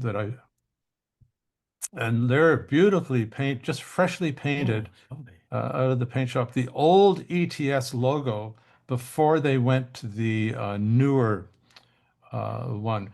The other part that's interesting is when you look at some of these, not this one, Edmonton also bought 10 Vancouver Brill trolleys in the early 60s. In 1962, they bought some of our T-44s that were surplus to Vancouver's needs. And so you could actually ride on a Vancouver Brill in Edmonton in those days. 202 is actually an ex-Regina trolley coach. So now we're looking at a Regina trolley coach that's running in Edmonton. They also had Vancouver ones. Other cities had different cities. So that's part of my fascination with the way the trolleys ran in Canada was that we got these American ones that came up and continued service. So there's a lineup of some of their restored equipment, a Fageable twin coach and a Pullman and a Brill, all posing. There's a Hudson's Bay store, a real plain Jane store downtown. Most of them were a little more ornate than that. The CN Tower, the base of the CN Tower was the Canadian National Railway's passenger station. And they had butt cars that went out into the boonies. And I'll tell you, I rode on a couple of them. And there was even a train that was circuitous that went to Calgary on CN. So interesting. Oh, 202 was the last Canadian car and foundry trolley bus built. Okay, so that's another bit of information. That is the legislative buildings for the province of Alberta in the background there. Edmonton is the capital of Alberta.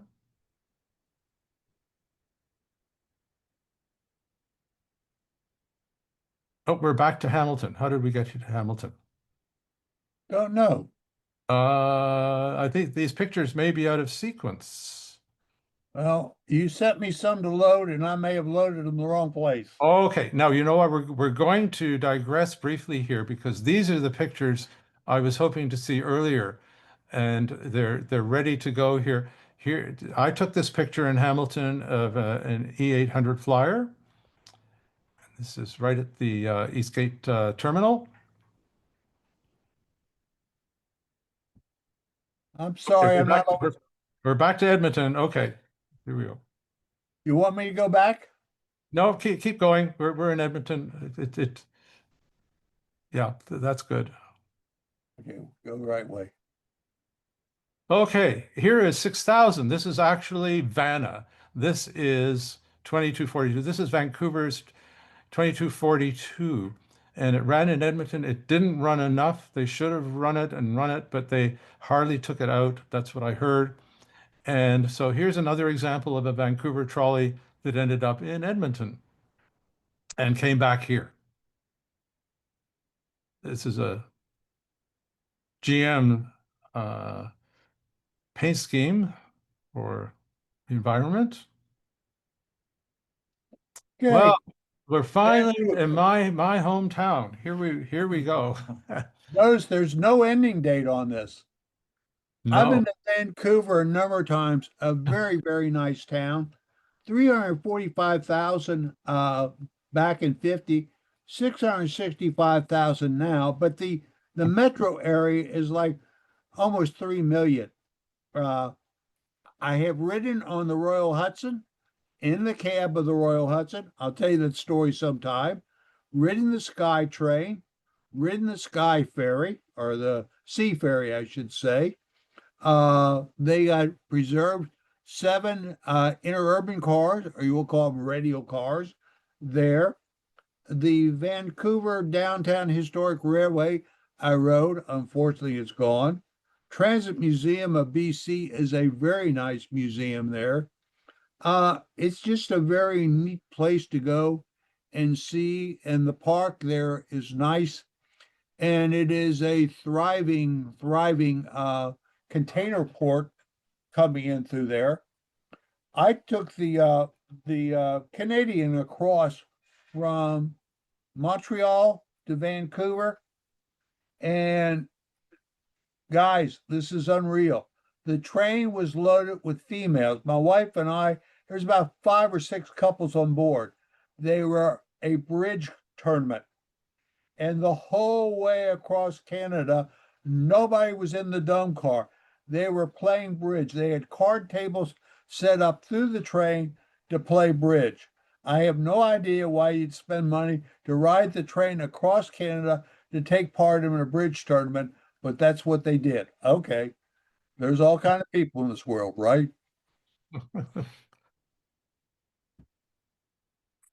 Okay, here we go. This is familiar territory.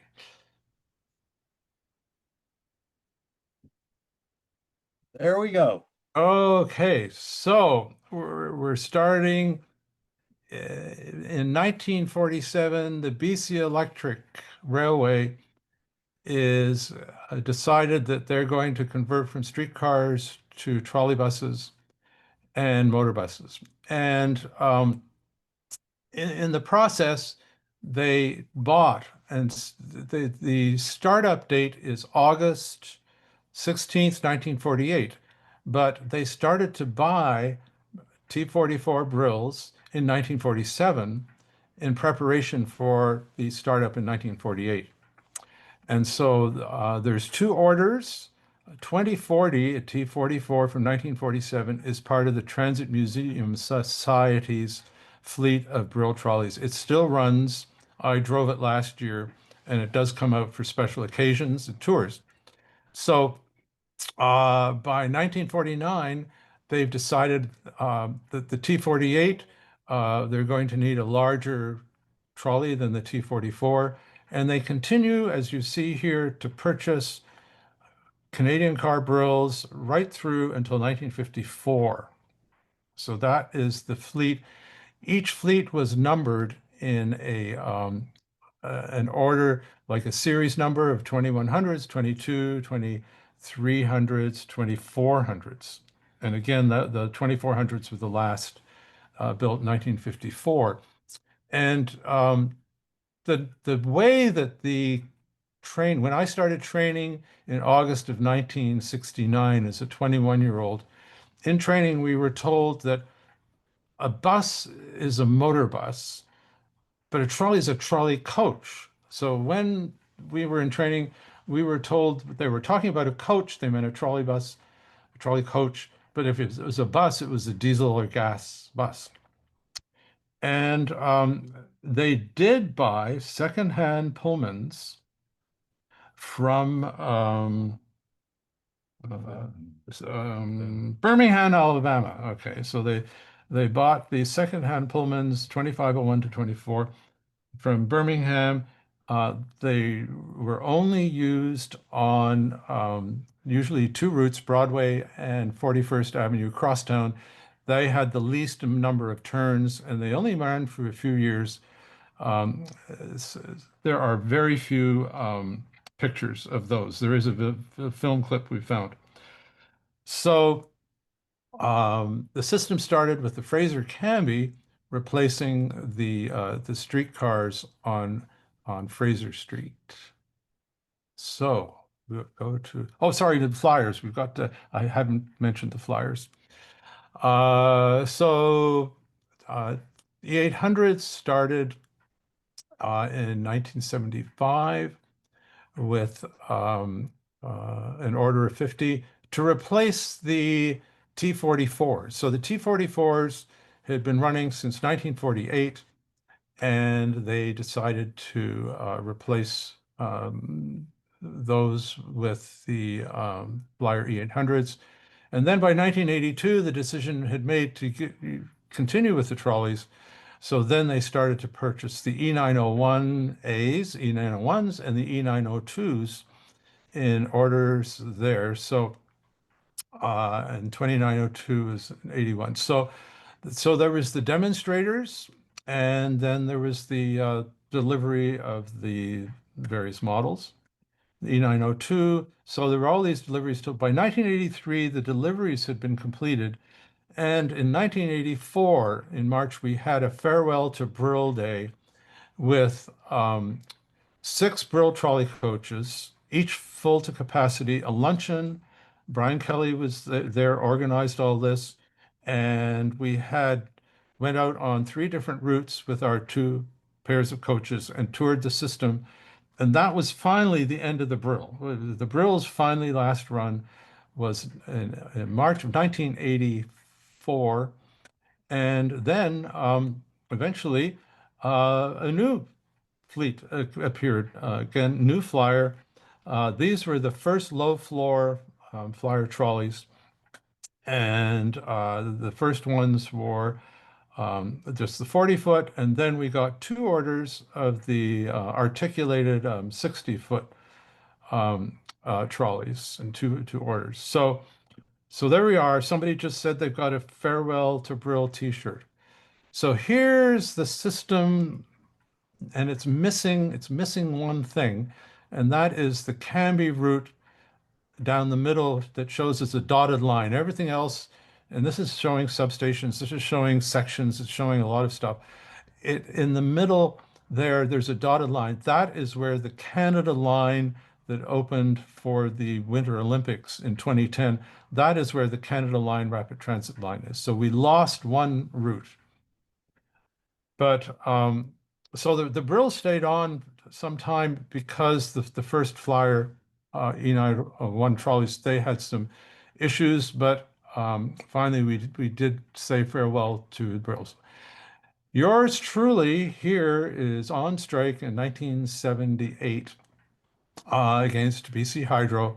I worked for 4 different systems for 3 different unions and 4 major labor disputes in my career of 41 years as a trolley bus driver in Vancouver. So what you're seeing here is I'm in front of the BC Hydro building downtown on strike. We had lockouts. We had 3-month strikes. We had more 4-month strikes. The labor scene was always volatile here at times. We left the Amalgamated Transit Union, became Independent Canadian Transit Union, which later became CAW, which is now Unifor. So hard to keep track. And here's a fan trip with 2031, which was the oldest T44 in the fleet. I am in the center. We're all wearing ties, which of course was compulsory in the winter. We could take them off in the summer. Beside me with the camera is Keith Dowensbeck, who was a Seattle Transit trolley bus driver who had come up for this tour. And on the other side of me is Brian Kelly, who was a trolley bus driver when I started as well and went through management and now lives up in Kamloops, runs a a hobby store up there. So the British Columbia Transit Society, the board there is a group that started in 1966. I joined at that time, never registered, but we did fan trips, we had meetings, we had all kinds of stuff. So this was the beginning of I was in grade 12, and this was beginning of when I started to be a fan. Okay. Postcard view looking north on Granville Street from the Vogue Theater from Smythe Street, and the Hudson's Bay is right at the far end. You see a Brill trolley coming towards us. It has stopped out in the street like a streetcar because the streetcars are still running up and down this street. And so they did have street loading like this until the streetcars were moved. In the background, you'll see a streetcar, possibly from a Dunbar route. Dunbar, Maine was one of the last routes to go down Granville there. And you'll see the rear of the streetcar there. The last city streetcars ran in 1955 on Hastings East, and the last interurbans ran from Marpole to Steveston in Lulu Island and Richmond in 1958 in April. So here's another postcard view with the Georgia Hotel, the Devonshire Hotel, and the Medical Arts Building with 2 Brill trolleys, BC Electric, in the picture. And the dear departed Hudson Space Store, which is just closed within the last week or so. My father worked there, and it's sad to see that this all came to an end. And this postcard view featured nicely framed two Brill trolleys heading north on Granville Street, stopped in the bus stop that was right in front of the bay. And here's one of our low floor E40 LS trolleys from Flyer. And on the Granville, this route now runs Arctic trolleys. This is articulated trolleys on the number 10 Granville. And this bridge has just been reconfigured with a whole new lane arrangement, and the trolleys, all the overhead has been completely changed and renewed. They've put in a bicycle lane and pedestrian lanes on the west side of the bridge. So this is the flyers just as delivered, and the bike rack is different now too. So that's been a change. This was on a special visit. There was a group of fans. If you look at this, it's on the Arbutus line. That's a gravel shoulder of this street. This is just before it turns into Angus Drive. Yeah. And the interurban line is right behind. The former interurban line that ran is down there. So this is our preserved T44, 1947. And I love to be able to drive this still is a wonderful experience. But there we are. The transit Is system here is that very an happy. antique plate? That is a vintage plate, yes. And then we have to get permits in order to operate it otherwise. Vancouver did not have license plates on their trolleys until 1974, when the government car insurance came in. And previous to that, as with many other cities, there was no license plate, just the vehicle number. And this is at the Stanley Park bus loop. It's got 2074 just before the end. Like, it had an accident, and then they repainted it in the new colors instead of the BC Hydro colors. They painted it in these colors, and within the year, it stopped running. It was the end of the line. But the T44s were just wonderful. Here's that's a night shot at Stanley Park. I love. And this is on Arbutus coming up the hill from 33rd Avenue to 37th. There's a diversion. So it's a nice area for photography. This is an interesting picture. I'd never seen this picture before. And it's showing Pender Street at Richards, Seymour Street. And there's a lot of T44s, probably on the Stanley Park, Powell and Nanaimo. There's Davy buses, there's Granville buses. It's almost as if there's something unusual going on, because there's just a lot of extra buses that shouldn't be there. Yeah, I count 14 trolley buses in this picture. Yeah. It's BC Electric. It could have been a power failure.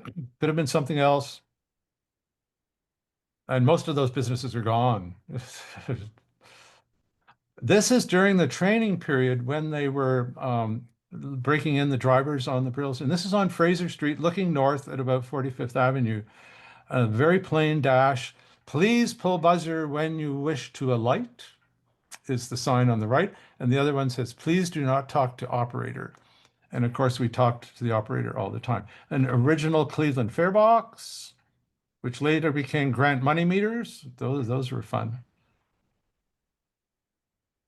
Here's a Flyer E901 A, probably, leaving the Metrotown Loop, heading into the city. And that is on 4th Avenue at probably Trimble Street, looking across the water towards the North Shore mountains and areas. So there's quite a steep hill. It just drops precipitously down the hill there. This bus has been coming from Blanca Loop, and it's going to Oak Street through downtown. So it goes all the way down 4th Avenue, through downtown, and then out to Marpole along Oak. What was the railroad? It later became BC Rail. It was That was the Pacific. Pacific Great Eastern, also known as Prince George eventually, or past God's endurance. Yeah, okay. There we go. It was famous. It went out. It was then pulled back. It went out, and Yeah. finally BC Rail took it over, and it's now Canadian national property. Right. And it was the heaven of Bud cars. We rode the Bud cars every year to Lillooet. It was just Bud car heaven, 4 in a row, Bud cars fronting on that line. I rode on what I was told was the last ride from here, the end of the line at Prince George. Was that the end of the line? That was it. Yeah. Yeah. We went out and the track ended at the top of a 500-foot cliff. I'm like, forgetting. The track ran up to the rails, went about 3 feet over that cliff, and that's where it ended. And then there was the proposal was we're going to build this railroad on up to Alaska to Siberia. And I'm going, I don't know how you're going to do that.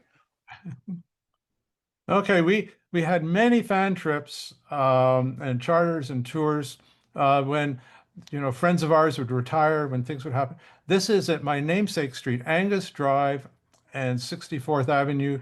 It's the perfect shot for a picture. There's so many. We always stop on a fan trip and take pictures here. This actually was for the Mike Bergman farewell. Here's an E800, Flyer E800 on Robson Street in front of what was then the courthouse and is now the art gallery.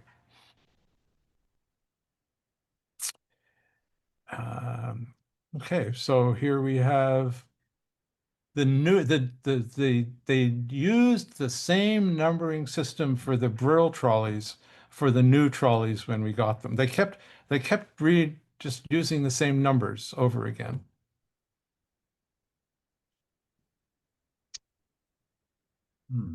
This is at the Canada Line station at Marine and Cambie Street.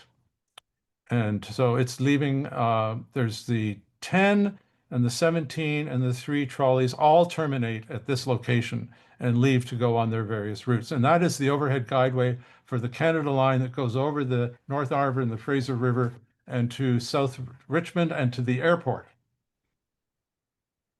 If the SkyTrain is a neat ride, if you want to see Vancouver, just ride it from one end to the other. Yeah, the Canada Line only goes above ground from there. Well, here we are with our anniversary crew changing the carbons. These guys, and we had the trolley anniversary in August of 2023 for 75 years, and here we are celebrating.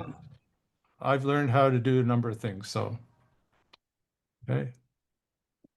Well, guess who's riding the back bumper for pole pulling across Hastings Street during a P&E parade, a rainy day? This is how we used to keep the service going without battery power on our trolleys. And you'll notice there's fold-down steps just behind the back door. In training, we were trained to climb up on the roof, walk the pole down, hook it, repair the retriever ropes, you name it. We were expected to keep the service going, and this is one of the ways we did it. And of course, WorkSafe BC, Workmen's Compensation Board, all the various safety people would cringe, but this is what we did. Okay. And these are the Arctic trolleys. Here on Main Street. Fraser. And here we are at Kootenay Loop at the end of the East Hastings line, 14 Hastings going to Blanca, and then there's a 2416, our T48A preserved trolley coach signed up for Hastings Express 18 Arbutus as a through route. What have we here? Well, this is something to behold. A Solaris trolley bus came here in August of 2023. Incredibly, at the same time we were having our trolley anniversary, and it was hidden away, but this can run charge and motion trolley bus, Solaris, Polish built. This came over here as a demonstrator to show how it can run for 25 kilometers at normal speeds on a charge and motion. So it is now, this picture It has traveled over the Lionsgate Bridge. It has gone to West Vancouver, and it's in front of the Park Royal Shopping Center at the bus terminal where the various bus routes stop. And here's Derek Chung, who's our trolley bus driver in Vancouver. He's putting the poles up here at the Canada Line station at Cambia Marine. And there he is doing the honors. And we left on wire all the way through downtown. It stopped. The poles automatically retrieved. He drove it all the way over through Stanley Park, over the Lionsgate Bridge to West Vancouver, and all the way back again. And it had only lost about 25% of the power from the batteries. And there's a rail fan up there, a bus fan. Yeah, there's another somebody, yeah.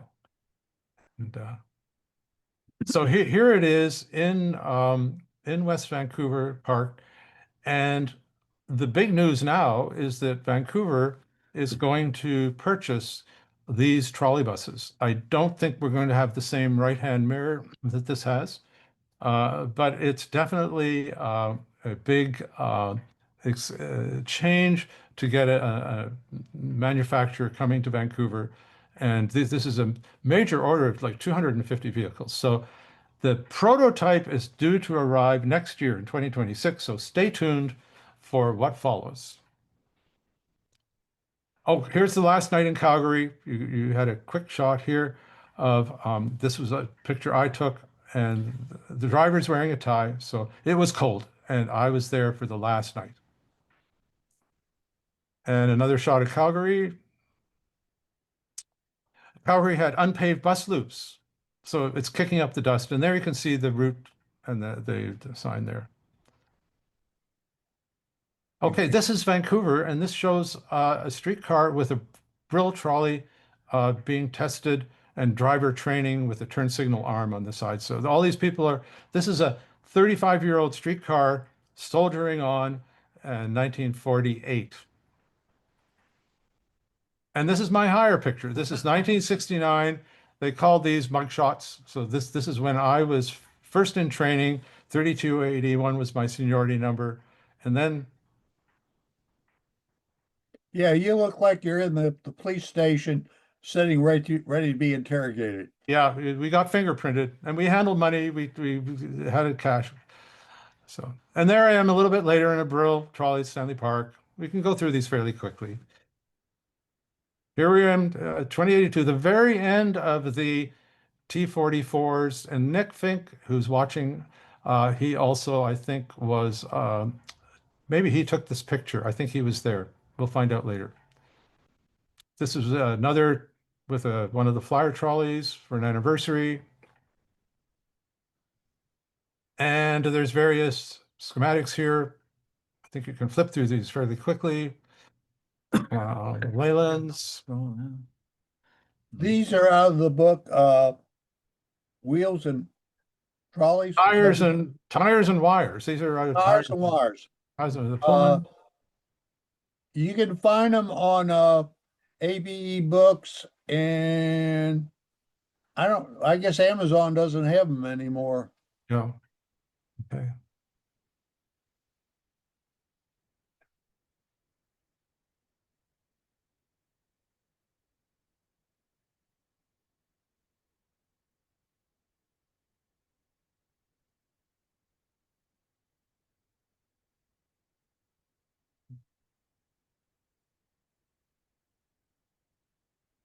Oh, here I am. This is just before I retired to the Winter Olympics, 22-22 at Nanaimo Station with the GE logo, which General Electric was Brill. So there we go. I just saw on the news that the Olympic Committee's meeting to see whether they're going to stay in Los Angeles for the Summer Olympics or they'll move it elsewhere after, quote, the peaceful riots. Yeah. And this is my end. See you trackside standing in the clear. And you guys put up with us for 2.5 hours. We thank you. And if you unmute those good people out